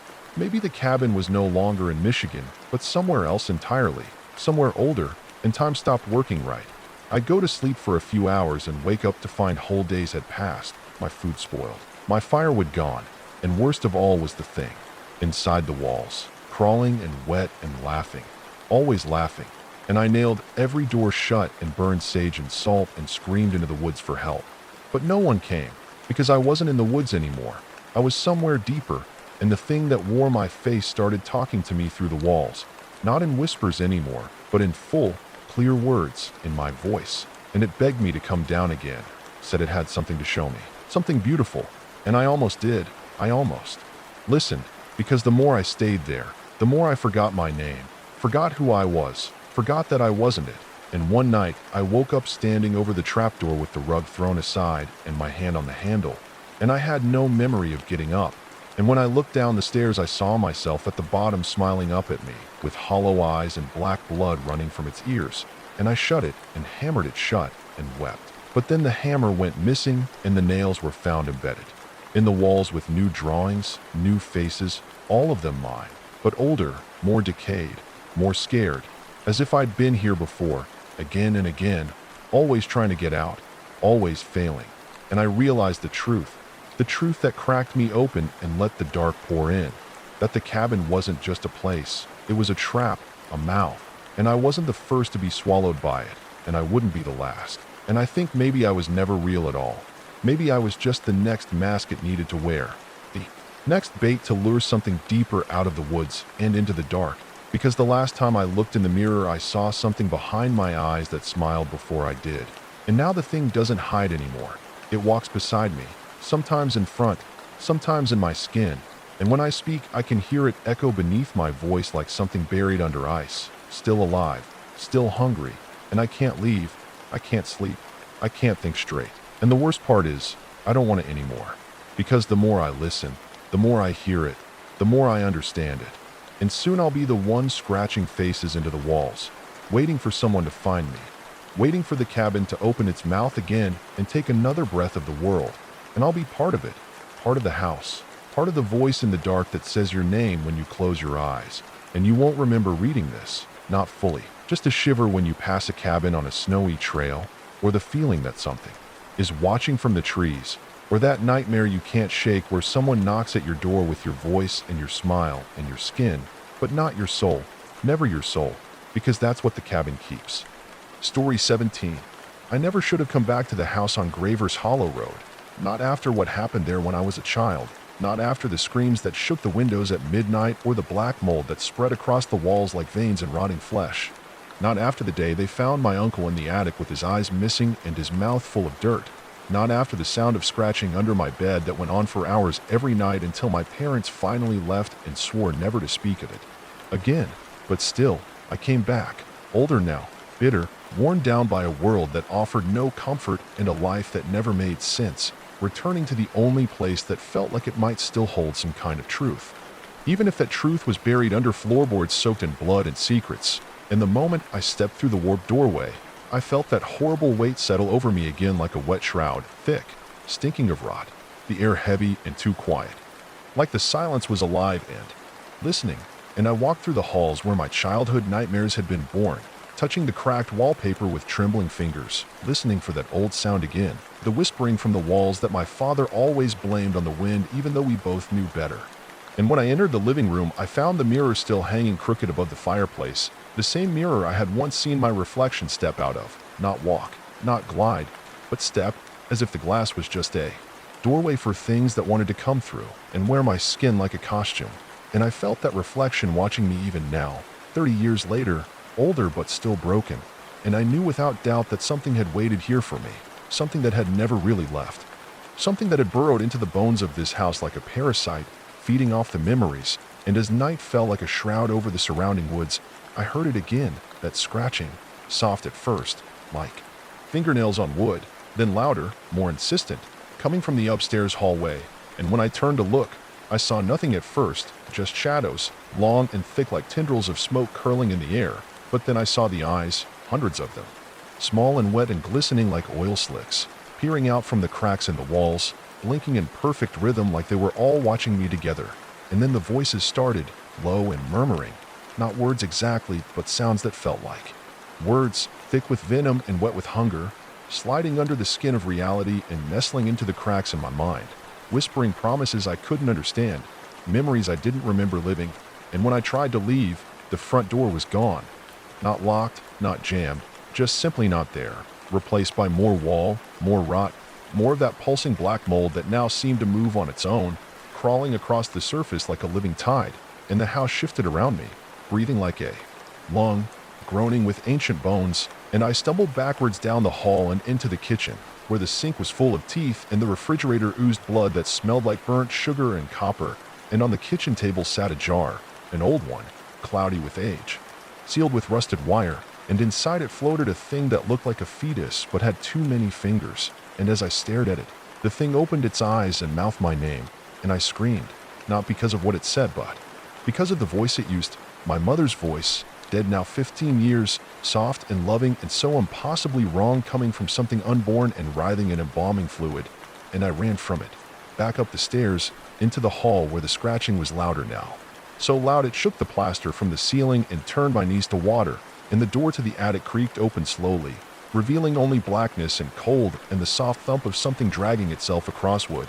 And I knew I should leave, should fight, should tear down the walls with my bare hands if that's what it took. But I went up those stairs instead, each creak a countdown to some unspeakable end.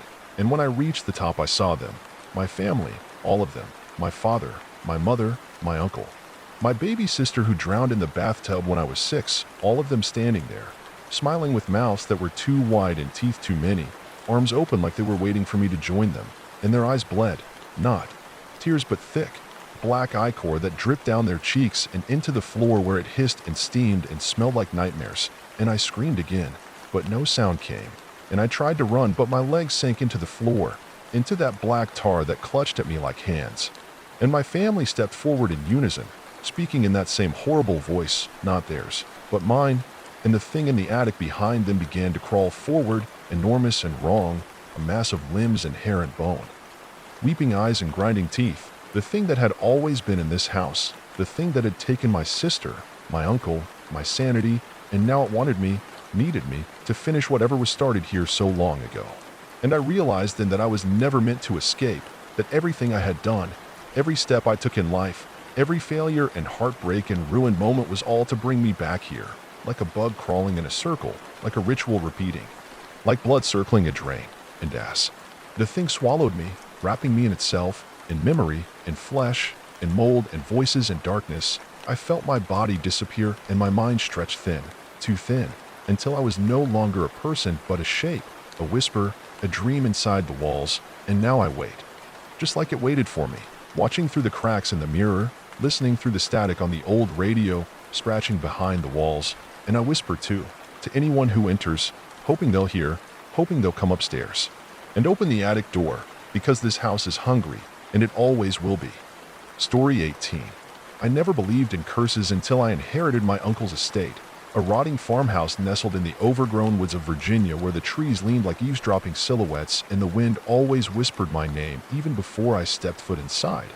And maybe I should have turned away when I saw the front door hanging open, not kicked in or broken, just waiting, like a mouth grinning for a meal. But I stepped inside and the smell hit me like something once alive had died trying to crawl out.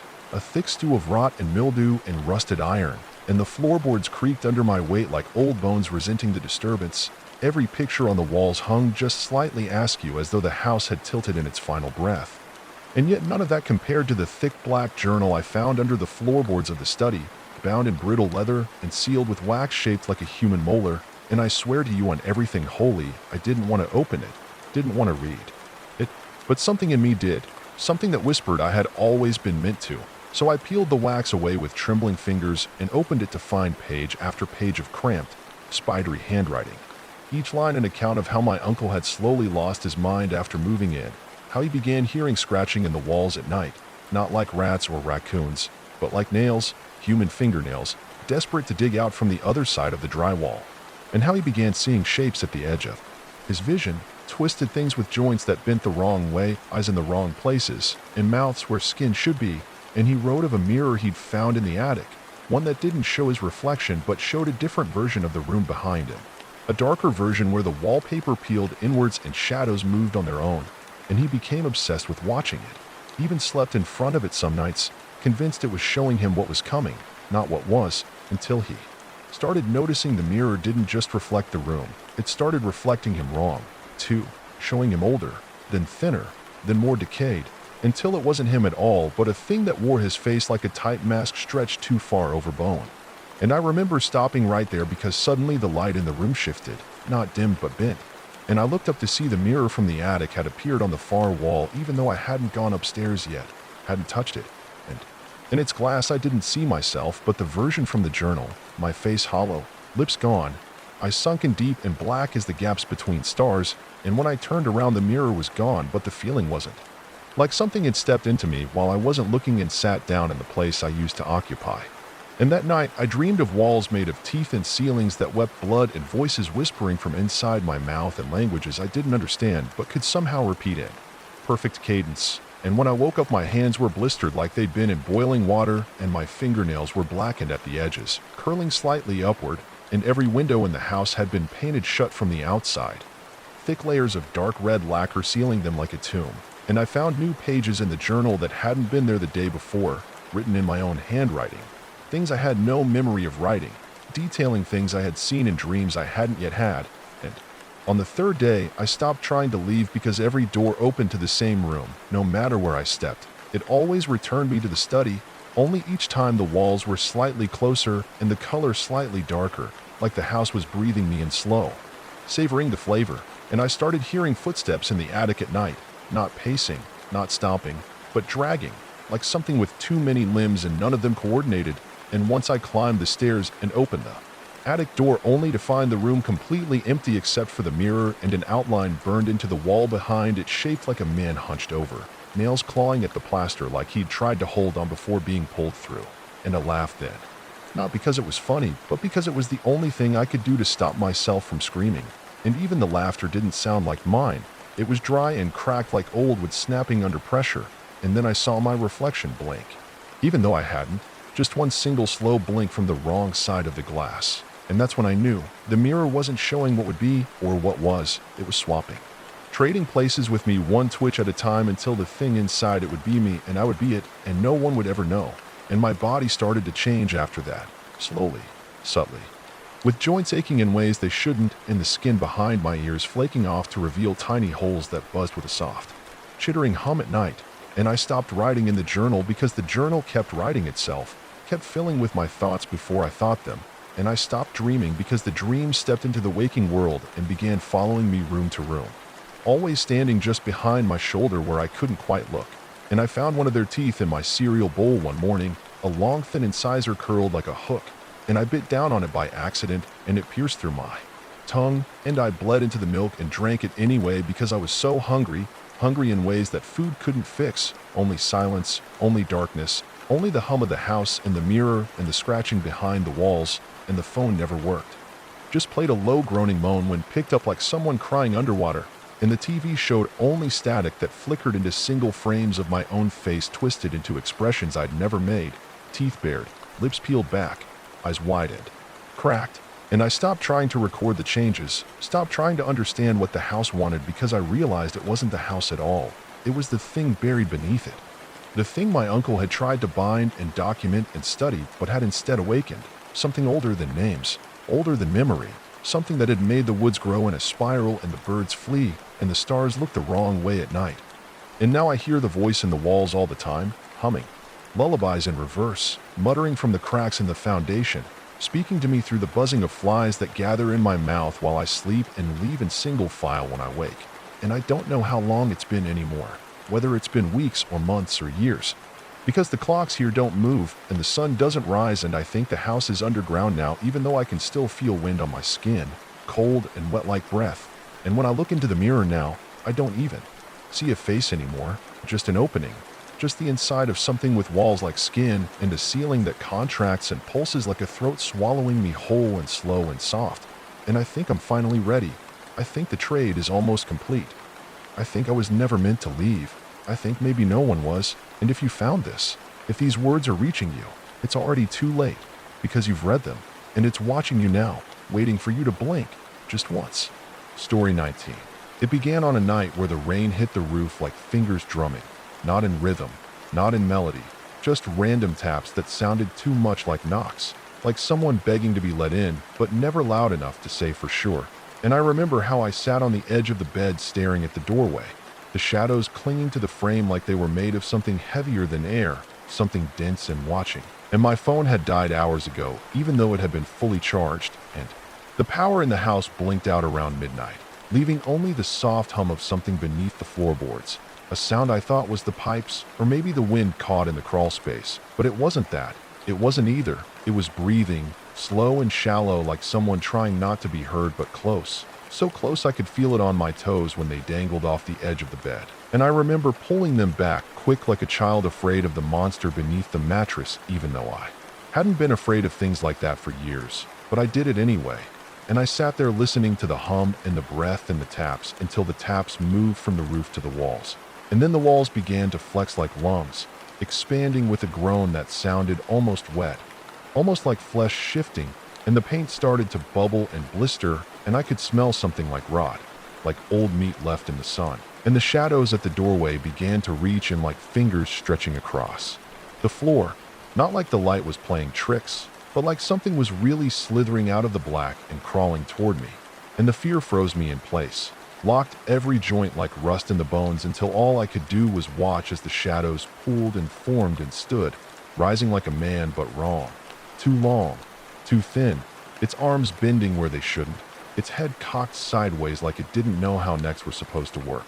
And I couldn't look away even when its face split into a grin that didn't show teeth, just darkness, blacker than the room, blacker than the night outside, a hole in the world that smiled and started moving toward me with steps that didn't make noise, didn't touch the floor, like it was skating through time itself, and each motion left a streak behind, a blur of afterimage like it had never really been there, but had always been there. And just when I thought it would reach me, it stopped, inches from my face, and whispered in a voice I didn't hear with my ears, but in my skull. You've been looking for something in the dark, haven't you? And I wanted to say no. I wanted to scream no, but part of me remembered the dreams. The nights I'd woken up crying with no memory of what came before. The bruises on my arms I told myself were from sleepwalking. The fingernail scratches on the walls I never could explain. The feeling that I was never really alone, even when I knew I was. And I realized I had been looking for something I couldn't name, and now it had found me. And it didn't need my permission. It didn't need me to speak. It just moved closer and passed into me, like walking through smoke that clung and filled every inch of my lungs. And I felt it coil inside, wrap around my spine like a second nervous system. And I could see everything it remembered, everything it had done, and none of it made sense. None of it was from this world. Not really. There were caves made of bone, cities of glass buried beneath oceans, that had no surface, shrines carved into the flesh of things that lived in the vacuum between stars. And there were others like it, older than time, things that hadn't died because they had never lived, and I was now one of them. A vessel, a suit of flesh worn like a mask to walk among the breathing and feel what they felt so I could learn how to unmake it all. And it wasn't possession. It wasn't like in movies with exorcisms and Latin chants and holy water. No, it was consent, even if I didn't mean it, even if I didn't speak it, because the wanting was enough, the searching was enough, and now I can't tell which thoughts are mine anymore. Can't tell which memories belong to the thing inside me, and which are truly my own, and every time I blink I see it in the corner of my eye. Every time I sleep I feel it moving through my veins, whispering in languages that don't use words, and I know that soon I'll forget how to pretend. Soon I'll speak in that dead tongue and call the others, through the cracks in the sky, and no one will stop me, because I'll smile like you do, and I'll laugh like you do, and you'll never know until it's too late, until you hear the tapping and the walls begin to breathe. Story 20. I was just a night janitor in a remote retirement facility that nobody ever heard about, tucked away in the fog-choked folds of rural Oregon where the mountains crowd close and nothing ever feels still. And I swear to God I only took the job because it paid a little more than minimum wage and promised solitude. No people to talk to, just long, quiet hours buffing floors and taking out trash. But even on my first shift something didn't sit right with me, because the residents didn't act like old people. They didn't shuffle or mumble or complain about their joints or ask about the weather. They just sat in corners or stood in doorways, watching, always watching, never speaking, never blinking, and their eyes, oh God. Their eyes weren't milky with cataracts or dulled with age. They were sharp, glassy, fixed and hungry, like something was waiting behind them to be let out. And I kept telling myself it was just my imagination or bad lighting or nerves from starting a new job. But then I started noticing other things, like how none of them ever used the bathrooms, how the showers were always dry, how there was never any laundry, no scent of soap or shampoo or any of the things you'd expect in a place full of old people. And when I brought it up to the day staff, they just smile too wide and say not to worry, that everything was taken care of. And after a few nights I started to realize that I never actually saw the day staff arrive or leave, never heard any doors open or close, never saw cars come or go. It was like the building was sealed shut from the rest of the world. And the deeper I walked into its endless, repeating halls, the more I felt like I was being swallowed whole. Like the architecture itself was shifting behind me when I wasn't looking, doors multiplying, windows vanishing, lights flickering just enough to make me doubt what I'd seen a moment before. And then there were the smells, metallic, sour, thick in the back of the throat like old penny soaked, and milk, drifting out of the vent system in wet pulses. And sometimes, at around 3 in the morning, I'd hear things moving inside the walls, slow, dragging sounds like fingernails or claws or something worse just inches beyond the drywall. And one night I swear I heard whispering, too fast and too many voices to make sense of, overlapping in a language I don't know, but which filled my head with sharp pressure and a nosebleed that wouldn't stop for 30 minutes. And I started keeping my phone's flashlight on all the time, even when the lights were working, even when it was bright, because I didn't trust the shadows anymore, didn't trust them to stay still, didn't trust them not to breathe or twitch or swell outward when I wasn't looking. And it got worse.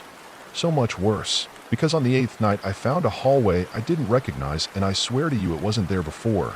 It sloped downward at an angle that made no architectural sense, too steep and too long, with walls that seemed to ripple slightly, like the paint was still wet or the building was dreaming of something else. And the air down there was freezing cold, not just cool like the rest of the place, but bone deep, breath crystallizing, lung stinging cold.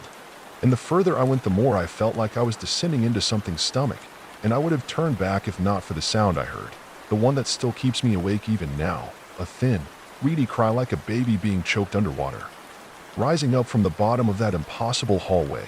And I had to know, had to find out what it was, because by then the place had already gotten inside me, made me sick with curiosity, turned every fear I had into a hook pulling me deeper.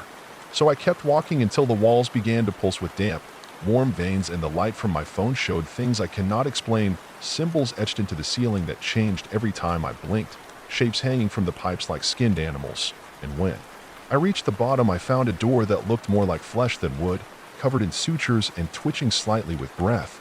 And without thinking, without meaning to, I touched it and it opened, not with hinges but like a mouth parting.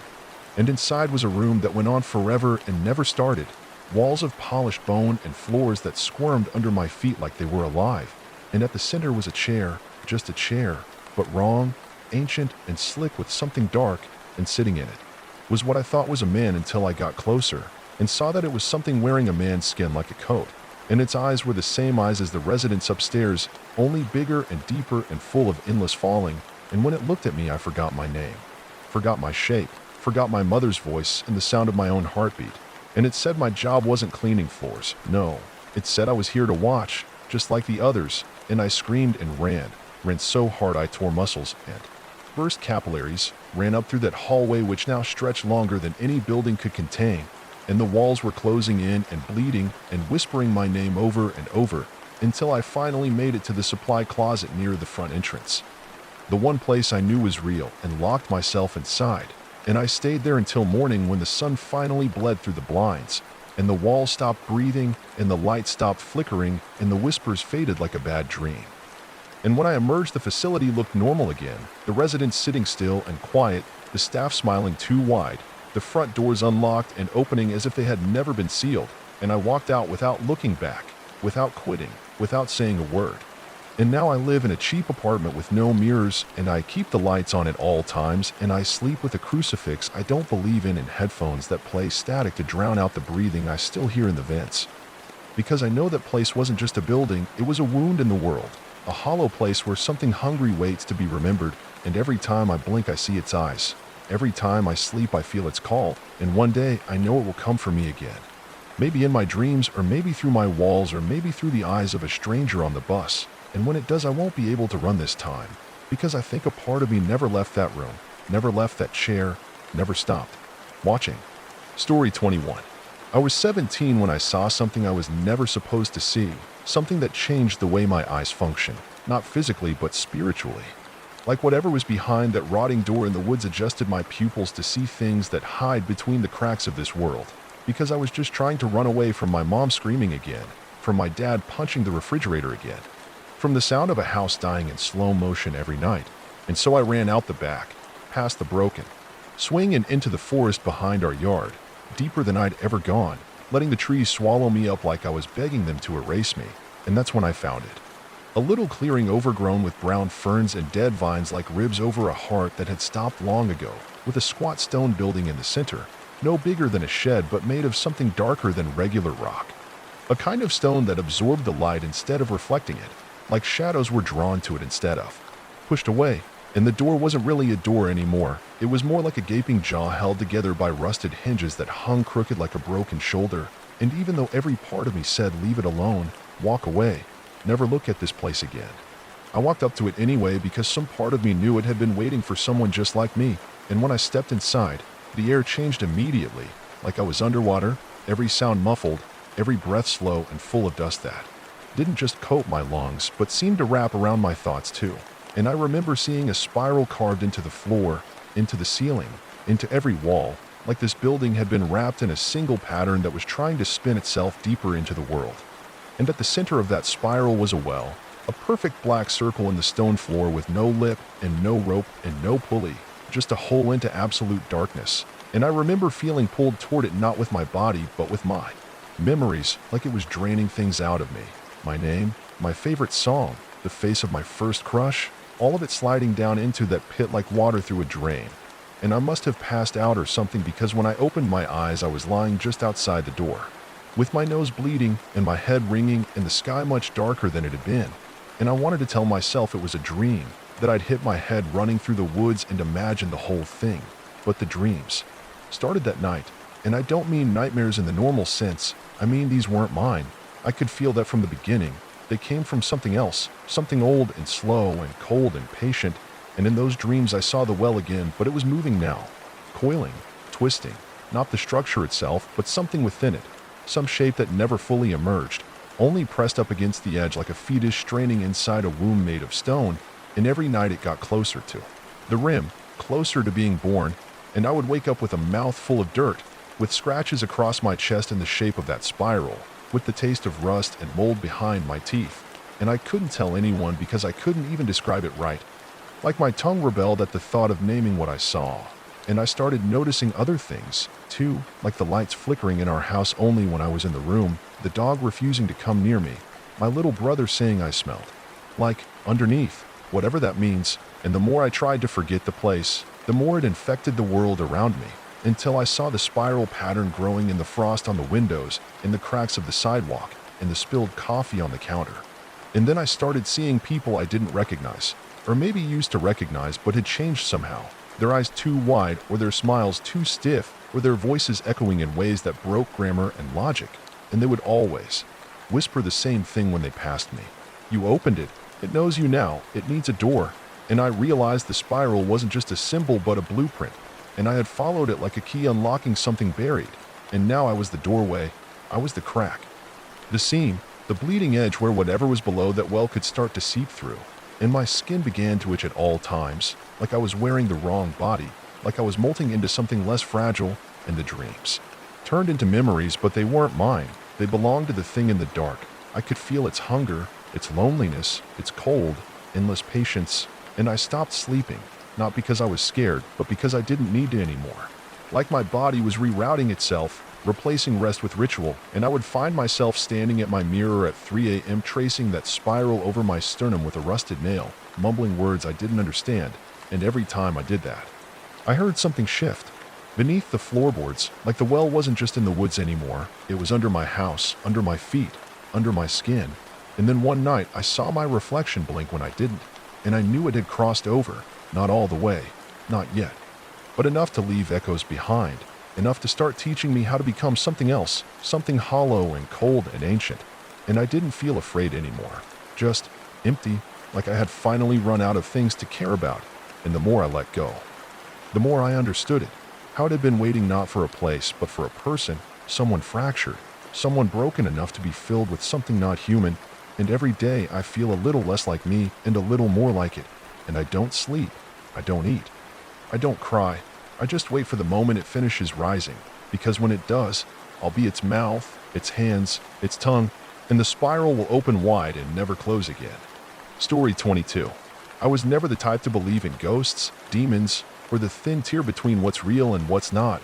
I scoffed at haunted house documentaries and laughed at friends who jumped at shadows, but something has changed in me, something I can't quite scrape off, something I can't even whisper aloud because it feels like naming it gives it breath. And maybe that's how it found me in the first place, not through blood rituals or cursed books, but through the quiet of a thought, a passing curiosity, a moment of boredom when I first decided to stay in my grandfather's abandoned cabin deep in the woods of Evershade Hollow, where the air is still and thick like old syrup and the trees grow too close together, their bark twisted and black like they're burnt on the inside. And I didn't mind the isolation at first because it meant no neighbors, no noise, just silence and the thrill of being alone with my thoughts. But that silence grew into something else, something too wide, too deep, like a hole in the earth you could fall into forever without hitting the bottom. And it began with small things like the creak of floorboards in rooms I hadn't entered, the feeling that I was being watched through the dirty windows even though I couldn't see anything in the woods except the faint movement of trees that shouldn't have been swaying when the air was so still. And I told myself it was the wind, always the wind. But even that lie tasted wrong in my mouth after I found the cellar door wide open. One morning, the lock snapped clean in two as though someone or something had pulled it apart with inhuman force, and I stared down into the pitch black beneath the house and told myself I wouldn't go down there, not ever, and for a while I didn't. But that only made it worse because I could hear things from beneath the floorboards, dragging sounds like something crawling through dirt with too many limbs, and whispering that rose and fell in waves, too low to understand but too close to ignore. And at night I would lie still in bed, frozen in a cold sweat, while the shadows on the walls moved in ways that didn't match the flickering of the lantern light, like they had their own will, their own lives, their own hunger. And one night I swear something knocked on my door. 3 slow, wet knocks, and when I opened it, no one was there except the smell, a horrible rotting stench like meat left out in the sun, and behind it, fading into the woods, were wet footprints leading away from my door.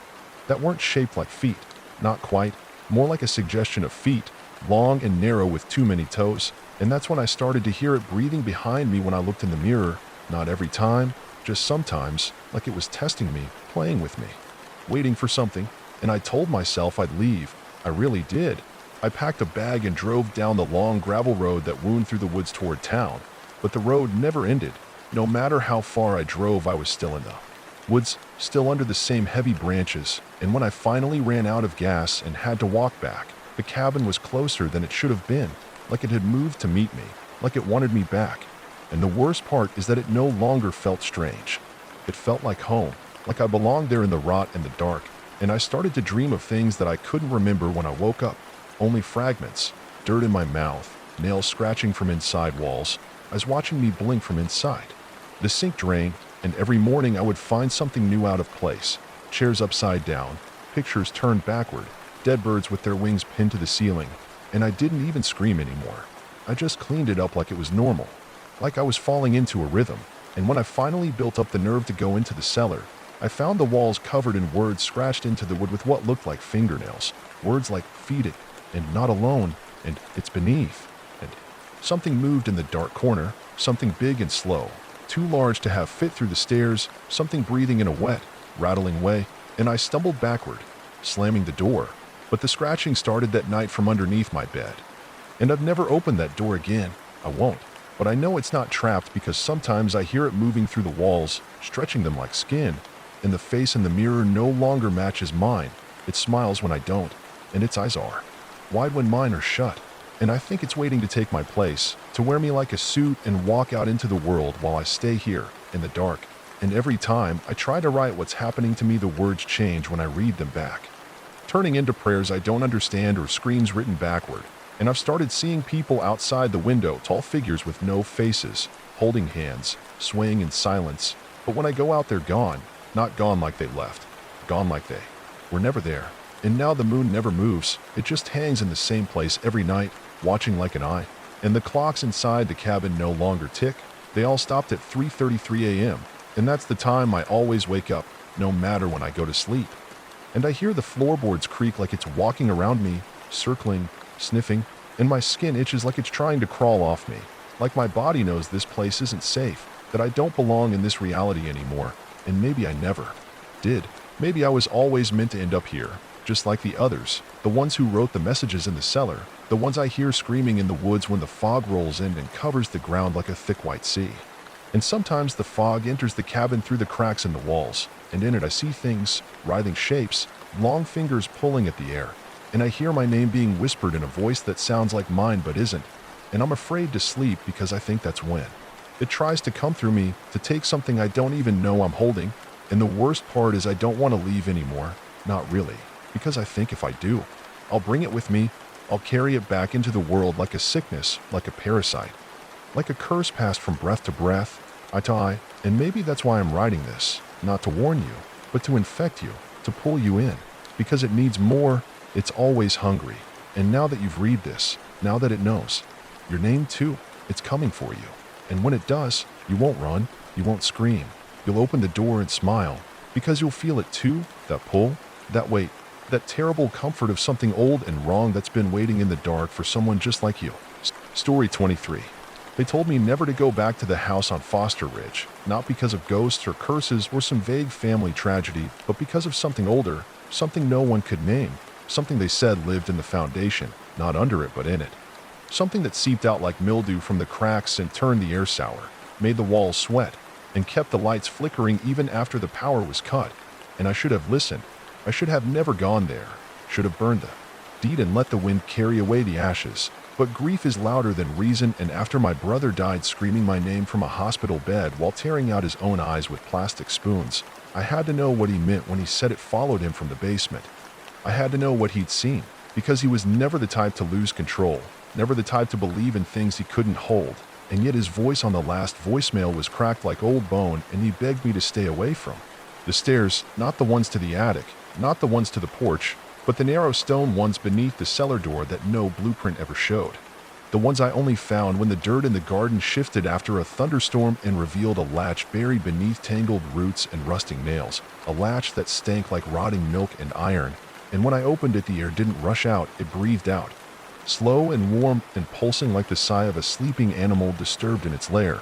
And for a long moment I just stared into the dark that writhed under the house like a spilled nest of centipedes, and I swear to God it looked back, not with eyes, but with hunger, with shape, with that slithering awareness that something had been waiting, not for me, but for the bloodline I carried.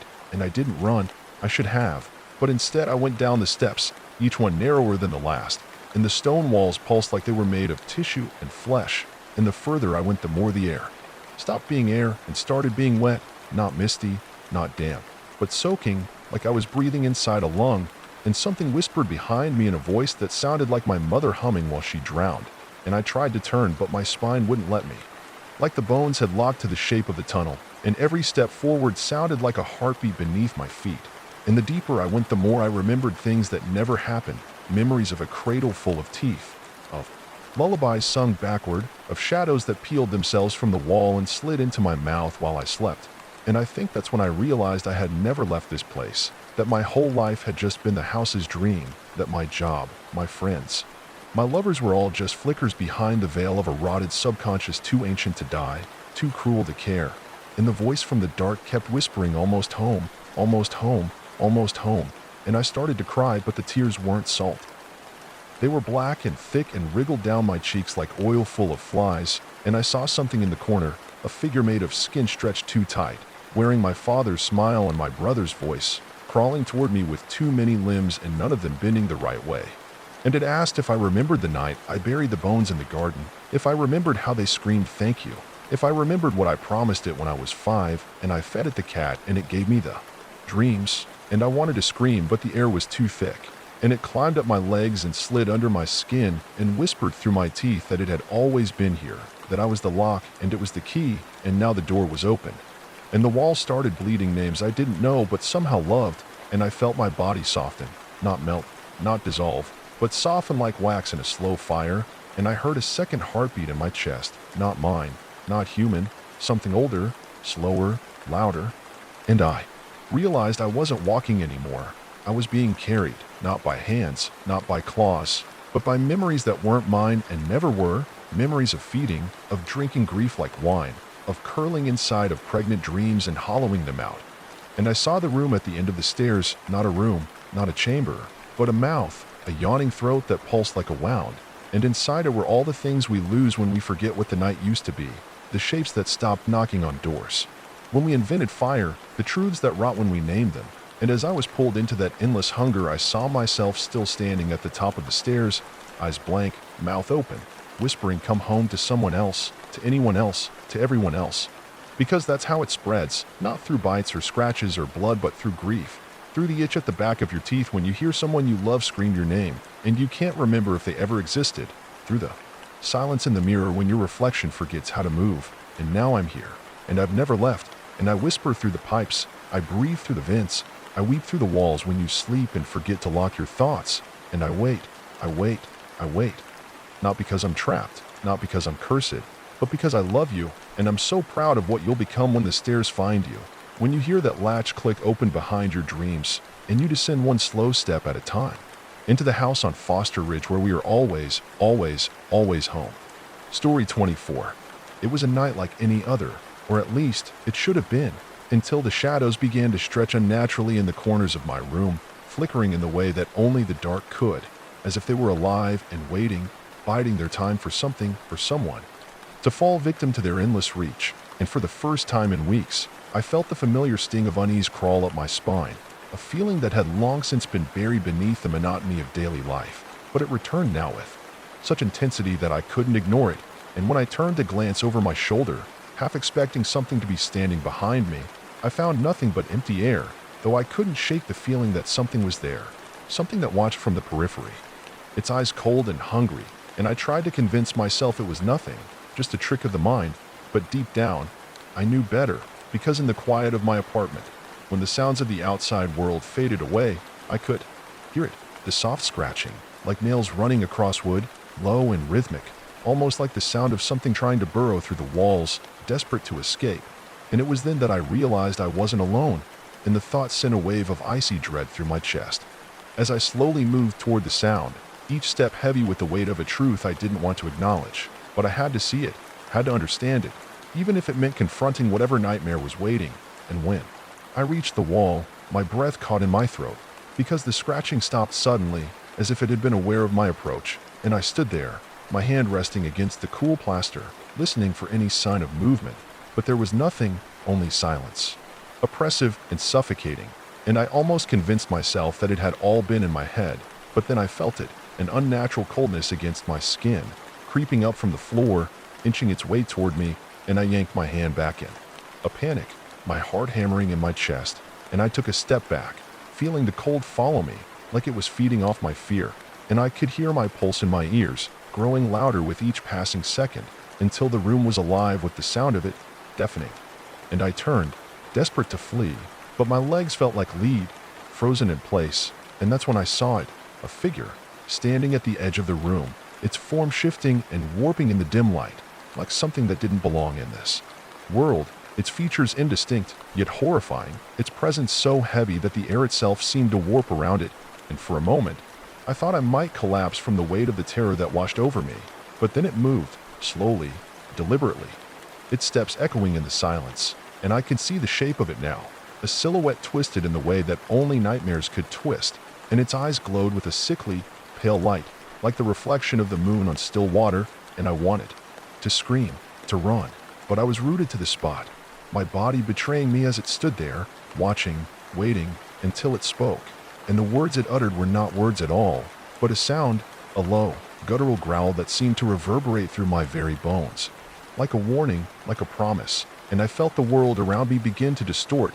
like the room itself was bending, folding inward, and I realized with a horrible certainty that the walls were closing in, pressing on me from all sides, and I tried to move, to fight back, but it was no use. The air thickened, became almost solid, and I couldn't breathe, couldn't think, and in that moment, I understood that whatever this thing was, it wasn't just some figment of my imagination, it was real. It had been here long before I ever stepped into this apartment, and it would remain long after I was gone, and with that realization, my body finally reacted, panic flooding through my veins as I stumbled backward, desperate to get away, but the creature was faster. It lunged toward me with inhuman speed, and before I could scream, it was on me, its cold hands grabbing at my throat, its breath rancid and putrid, and I could feel its fingers tightening around my neck, the world around me blurring, spinning, and I gasped for air, but none came, and in the final moments of my life, as my vision darkened and my body went limp, I realized that the true horror wasn't in the creature itself, but in the knowledge that it had been waiting for. Me all along, lurking in the shadows, patiently biding its time, and as I succumbed to the darkness, I heard it whisper, a voice like the scraping of metal on stone, promising me that this was only the beginning, and when I awoke, or at least, when I thought I had awakened, everything felt wrong. The air was thick, suffocating, and the room was shrouded in an unnatural darkness. But it was different now. I could feel it, a presence surrounding me, and as I tried to move, I realized I couldn't. My limbs heavy, unresponsive, and then I heard it again, that scratching sound, louder now, closer, as if it was right beside me, and the cold seeped back into my bones, and with it, the growing realization that I hadn't escaped at all. I had only passed into something else, into the waiting arms of whatever lay on the other side, and I was no longer sure if I was alive or dead, if this was even real, because I was trapped in a place between two worlds, and the creature, that horrible thing, was still here, watching, waiting for the right moment to claim me once and for all. And I understood then that the terror I had felt before, the terror that had seemed like the worst of it, had only been a prelude to the true horror, a horror that would never end. Because now I was part of it, a piece of this never-ending nightmare. Story 24. It was a night like any other, or at least it should have been, until the shadows began to stretch unnaturally in the corners of my room, flickering in the way that only the dark could, as if they were alive and waiting, biding their time for something or someone to fall victim to their end. Story 25. I didn't know what had happened at first. It was just a strange feeling, a coldness in the air that I couldn't explain, like the world around me had suddenly shifted, like the very fabric of reality had unraveled. But it wasn't until the lights flickered in my apartment that I realized something was wrong. The power cut out completely for a moment before it came back, the bulb in the hallway blinking as if it were warning me, but I didn't understand the warning. So I walked down the hallway, hesitant, the floor creaking under my weight, the silence so profound it felt unnatural, as if sound itself were too afraid to exist in that place. And when I reached the door at the end of the hall, the one that led outside, I saw something I couldn't explain. A shadow, long and thin, stretching across the floor from under the door, moving, twitching almost, and I froze, my pulse quickening as I backed away slowly. But it wasn't until I heard the scratching sound that I realized it was coming. From inside, a soft, almost imperceptible scraping like nails on wood, like something trying to claw its way out. And that was when the smell hit me, a rank, musty odor that felt like decay, and before I could think any more, the door handle rattled. Not a loud noise, just a steady, unnerving jangle, as if whatever was on the other side of the door knew I was there, could feel me standing, trembling in the hallway, and it wanted me to know that it was waiting. But I didn't move. I couldn't. My legs had locked in place, my body frozen, and when the rattling stopped, the air felt heavier, thicker, the silence swallowing everything around me. And then I heard it, a whisper, low and guttural, a voice that seemed to crawl from the very walls themselves. Barely audible, but unmistakable. "Come closer," it said, but I didn't want to. Every instinct in me screamed to run, but my feet wouldn't move. I couldn't tear myself away from the door, and so I stayed, rooted to the spot, staring at the door handle, willing myself to be strong, to not give in to whatever was calling me. But when the whisper came again, this time louder, more urgent, "Come closer," I felt my body betray me, as if some unseen force was pulling me forward. And I stepped toward the door, hand reaching for the handle, but before I could touch it, the door opened on its own, slowly, creaking with an unnatural slowness, revealing nothing but darkness beyond, a void so thick it seemed to consume the light from the hallway. And then, from within that darkness, I saw it, a figure, but not a person, not fully. It was wrong, its shape shifting, undulating as if made from something between flesh and shadow, its eyes two burning, empty voids, fixed on me with a gaze that pierced into my very soul, and my breath caught in my throat as it slowly took a step forward, its movements jerky, unnatural, as if it was trying to make itself seem like something familiar, something human, but it wasn't. It was far from that. And as it stepped closer, the air turned ice cold, and the smell of rot became overwhelming, thickening the air like a choking fog. And then it spoke, its voice echoing in my mind, not through my ears, but deep within my skull, and I heard it say, "I have been waiting for you." And it was then that I realized I wasn't supposed to be here, not anymore, not in this place where time didn't matter, where the world twisted and bent in ways I couldn't understand. But I still tried to move, to run, to escape, but my body wouldn't obey, my legs still frozen, my chest tightening as if the very air itself were trying to suffocate me. And as the creature drew nearer, I saw its form twist, a nightmare in motion, limbs stretching unnaturally long, its face flickering between images, a shifting mask of horror. And then it reached out with one of those terrible limbs, its fingers clawing at the air, and I could feel its touch, not physically, but inside my mind, scraping against my thoughts, my memories. And in that moment, I knew it wasn't just here to haunt me. It had been watching me, studying me, for a long time, waiting for the right moment to pull me into this place, into this nightmare. And as its fingers hovered just inches from my face, I could feel its breath, icy and damp, and I thought I saw something, a glimpse of the world outside, my world, the one I had left behind, but it was distorted, like a reflection in broken glass, and for just a split second, I thought I might escape. But then the creature spoke again, its voice a low, terrifying hum that filled my mind and rattled my bones. "There is no escape." And with those words, it pushed forward, and I felt my consciousness begin to unravel. My mind splitting apart as it drew me deeper into the darkness, deeper into its endless hunger, and I screamed. But no sound came out, only the deafening silence of the void. And the last thing I remember before the darkness consumed me was the feeling of its eyes on me, burning into my soul. And then I was gone, swallowed whole, and nothing remained but the whispers, the eternal whispers that still haunt me, telling me over and over again that I am not free, that I am still here, still trapped, still waiting. Just like it had been waiting for me, and the nightmare never ends, it never stops. Story 29. The night was suffocating, a dense fog of unease that clung to my skin like a second layer, a sense of something terribly wrong gnawing at the edges of my mind. but I couldn't place it, not at first, not until it had already crept under my skin, crawling into the quiet corners of my home that was supposed to be a place of refuge but felt like a tomb as soon as the sun set. I should have noticed the change the moment the air felt heavier, thicker, as if someone had pulled the life out of it. The scent of dust mingled with the faintest hint of mildew, creeping in from the attic where I never went anymore. Not since I moved in 2 years ago. But that wasn't what unsettled me. No, it was the sound, or rather the lack of sound. An unnatural silence that clung to everything, muffling the world outside, the hum of the refrigerator, the tick of the clock, the shuffle of my own feet as I moved through the house. Everything was muted, stifled, and when I went to bed that night, it was almost as if I were being watched, but by something that was patient, waiting for me to forget that it was there, something old, ancient, buried beneath the house, beneath the foundation, under the floorboards that creaked with every step I took.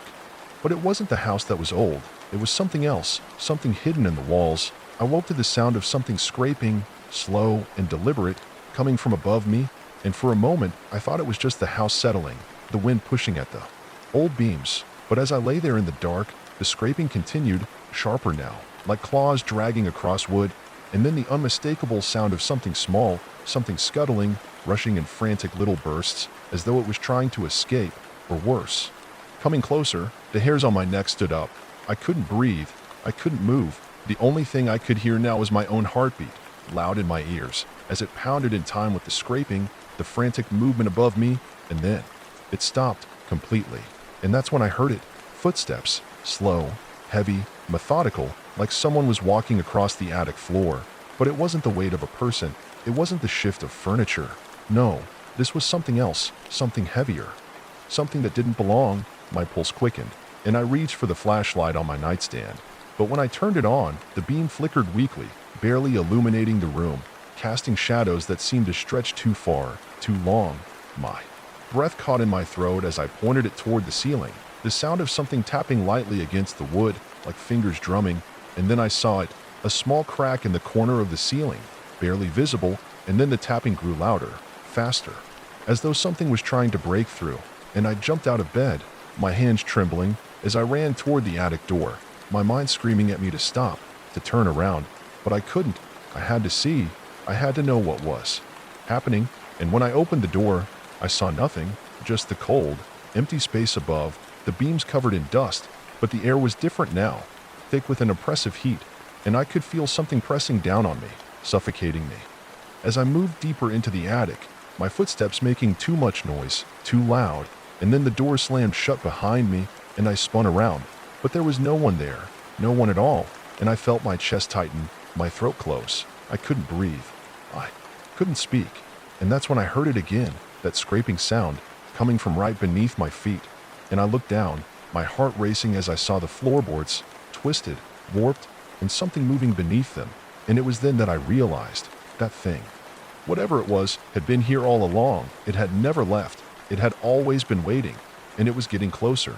The floor creaked under my weight as I backed away, and then I heard the whisper, faint at first, barely audible, but then louder, clearer. "Help me," it said, and I froze, the blood draining from my face as I looked around.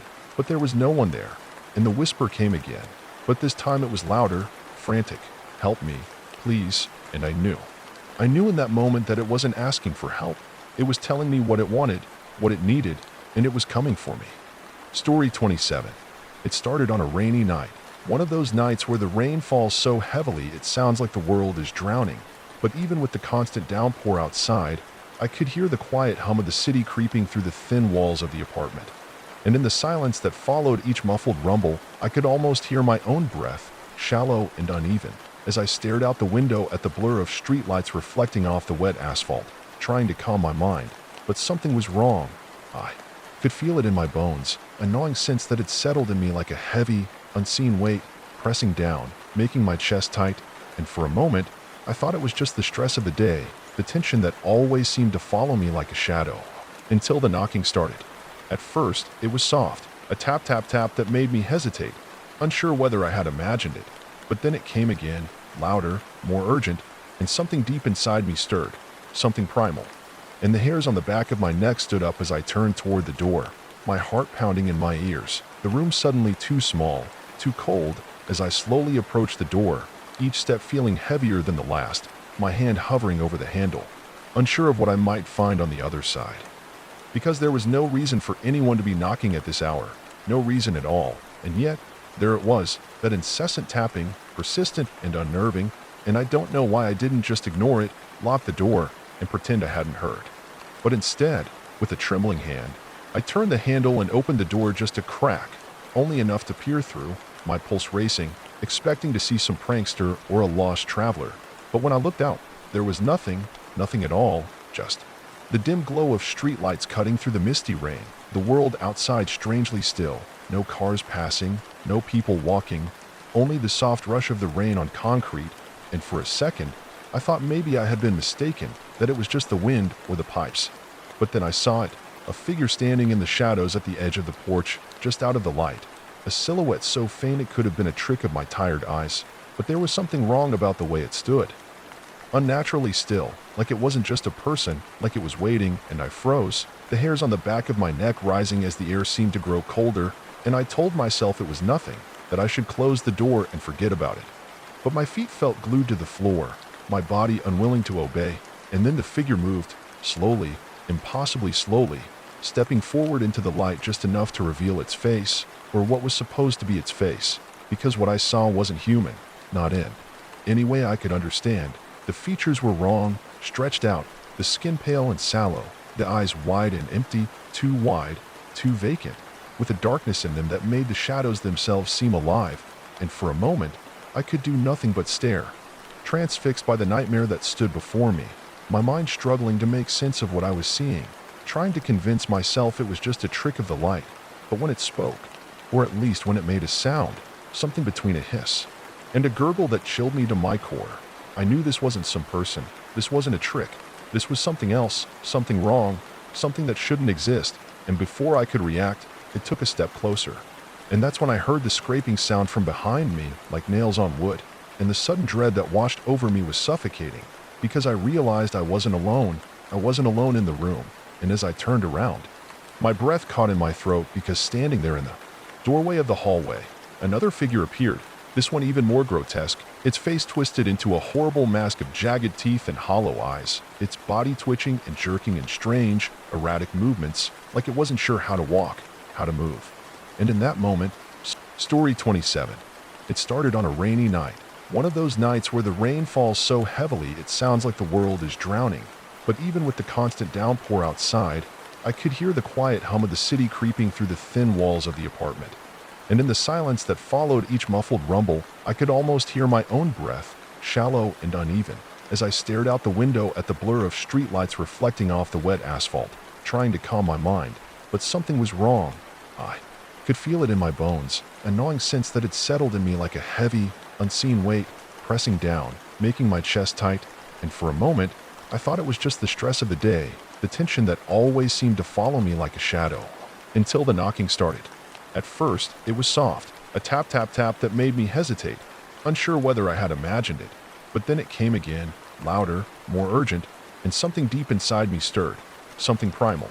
And the hairs on the back of my neck stood up as I turned toward the door, my heart pounding in my ears, the room suddenly too small, too cold, as I slowly approached the door, each step feeling heavier than the last, my hand hovering over the handle, unsure of what I might find on the other side.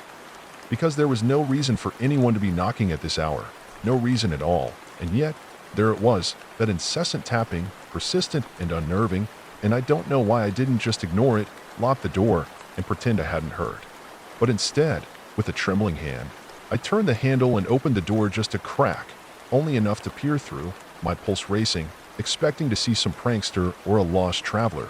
But when I looked out, there was nothing at all, just the dim glow of streetlights cutting through the misty rain, the world outside strangely still, no cars passing, no people walking, only the soft rush of the rain on concrete, and for a second, I thought maybe I had been mistaken, that it was just the wind or the pipes. But then I saw it, a figure standing in the shadows at the edge of the porch, just out of the light, a silhouette so faint it could have been a trick of my tired eyes, but there was something wrong about the way it stood. Story 28. It started innocently enough, just a small town tucked between forgotten hills, where the air was thick with the scent of pine and dust, and the people were kind, almost too kind. But what struck me first, when I moved in all those years ago, was the strange calmness that seemed to hang over everything, like a veil that no one dared lift. Even though the stories about the town were whispered behind closed doors, tales of people disappearing, of things lurking in the woods just beyond the borders, and of the old church at the heart of town, long abandoned and left to rot. But I didn't believe them at first, thinking it was nothing more than superstition, a way for people to feel safer by pretending that there were things out there worse than the daily grind of their lives. But then, on one particular night, when I was walking home from the local diner, the hairs on the back of my neck stood up, not because of anything I could see, but because of something I could feel, a presence that lingered, unseen, just at the edge of my senses, like something was watching, waiting for me to slip up. And when I reached the corner of Main and Fifth, the streetlights flickered, casting long, unnatural shadows across the road, and I froze, unable to move, as the hairs on my arms rose in cold terror, feeling the weight of eyes on me. And that's when I heard it, a soft, almost imperceptible whisper, like a voice carried on the wind, though there was no wind that night, only stillness, and I strained to hear it, my heart racing. But the words eluded me, just out of reach, and as I turned the corner toward home, I felt the air grow thick, pressing against my chest, and I was sure something was behind me, moving in the darkness. But every time I dared to look, there was nothing, only the empty road stretching out before me, and yet the feeling wouldn't go away, not even when I stepped inside my house and bolted the door, as though something was inside, just beyond the walls, something waiting. And then it began, soft at first, like a faint tapping on the window, the kind you ignore when you're alone, telling yourself it's just the wind. But as the minutes ticked by, the tapping grew louder, harder, more insistent, and the air grew heavier with each sound, as if whatever it was outside was getting closer. And by the time the tapping became a rhythmic banging, the kind that made the house rattle on its foundation, I was paralyzed, staring at the window as I tried to convince myself it was just a branch or an animal. But I knew deep down that wasn't it. No, this was something else, something too deliberate, too calculated, and I stumbled backwards, my mind racing. And before I could make a move, there was a sharp sound, a crack, followed by the slow, deliberate scraping of something dragging across the glass, and I turned, my back to the window, to face the rest of the room, trying to make sense of the growing dread. And that's when I saw it, just for a fraction of a second, a shadow moving across the far wall, and my blood ran cold, because it wasn't a shadow that should have been there, not in that place, not at that time. And as the night dragged on, my thoughts were clouded with fear, but I couldn't leave, couldn't move, and I sat there, frozen, listening to the horrible scraping outside, growing louder, until suddenly there was silence, a deathly quiet that seemed to swallow the world. And then, without warning, the door rattled, the doorknob turning slowly, painfully, and I felt a surge of panic, wondering if I should run or stay. And in that instant, I heard a voice, low and gravelly, like it was coming from the walls themselves, and it whispered my name. And that's when I knew I wasn't alone, not anymore. And the air grew cold, colder than I'd ever felt it before, and I could see my breath misting in front of me, my teeth chattering, and my heart pounding as if it were about to burst. And the voice came again, closer, this time, echoing through the house, and I tried to move, but my legs felt like stone, as if I were rooted to the floor, trapped. And then the walls groaned, as though they were alive, shifting, closing in, and the room seemed to stretch impossibly long, distorting until it felt like the house itself was becoming something else, something alive. And I felt the floor tremble beneath me as the banging resumed, louder, more frantic now. And I knew it was coming, whatever it was. And then, from the corner of the room, I saw it, a figure, tall and thin, with long, bony arms and dark, hollow eyes that seemed to burn with malice. And I wanted to scream, but my voice failed me, and it reached out towards me, its fingers like claws, and I tried to move, but it was too late. And as it touched me, the world spun, the walls twisting and turning, warping into something monstrous, and I was no longer in the house, no longer in my own skin, but somewhere far worse, trapped in a place where time didn't exist, and the figure loomed over me, its hollow eyes boring into mine, its mouth opening wide, impossibly wide. And it spoke again, but this time, the words weren't a whisper. They were a scream, a banshee wail that shook my very soul, and I felt my mind unraveling, my thoughts splintering like glass, and I realized, too late, that the thing in front of me wasn't just a creature, it wasn't just a shadow. It was the embodiment of something ancient, something hungry, something that had been waiting, watching, all along. And I was its prey, and no matter how much I struggled, no matter how hard I screamed, there was no escape, no salvation, only darkness and the cold, endless darkness that enveloped me, pulling me down into the depths where the shadows danced and whispered my name. And when I woke, hours, days, weeks, I'm not sure. Later, I was back in my house, but everything had changed. The walls were covered in strange symbols, the air was thick with an oppressive weight, and the silence was deafening, like the calm before a storm, and I knew then that whatever I had faced, whatever had come for me, had never left. It was still here, still watching, still waiting for the right moment to strike again. And I couldn't escape, because it wasn't just outside anymore. It was inside, part of me now, and it would never let go. Story 26. I never wanted to tell anyone about what happened that night, because every time I even think about it, something shifts in the room. The lights flicker just a little too long. The air smells faintly of rot and wet soil, like something's burrowed into the cracks of my walls waiting to hear its name again. But lately I've been waking up with dirt on my sheets and claw marks in the paint on the ceiling above my bed. And I think maybe I should just speak it out loud or write it down once and for all. Not because I think anyone will believe me, but because whatever followed me out of those woods doesn't seem content with being ignored anymore, and I can feel it getting closer each night, like a thread pulling tighter around my throat. And I can't sleep and I can't breathe without remembering the sound. That terrible clicking noise that echoed from tree to tree like a chorus of broken bones cracking back into place in the wrong order. And I know it started the night my idiot friend Greg convinced us to camp up past Belmare Ridge, near the old quarry where people say the mining tunnels go so deep they reach into parts of the earth that were never supposed to be touched by light. And even though I laughed it off at the time, I remembered the story my grandfather told me when I was a kid about a section of the mine they sealed off in 1902 because the last crew that went down there never came back up, not even their bodies. Just bloody boot prints on the stone stairs and claw, marks on the walls like they were trying to scramble back out from something that wasn't supposed to be down there, something that wasn't human and hadn't been for a long time. And I should have said something. I should have made us turn back when we saw the deer carcass hanging from the branch like some horrible ornament, its legs twisted backward and its eyes missing like they'd been scooped out. But Greg said it was just rednecks screwing around or trying to scare off trespassers. So we set up camp like idiots, not 20 yards from the entrance to a collapsed shaft. And that night, while the others drank and joked around the fire, I kept hearing something out in the dark, not close, but moving, circling, slow, patient, like it was measuring us, deciding which one of us would be the easiest to take first.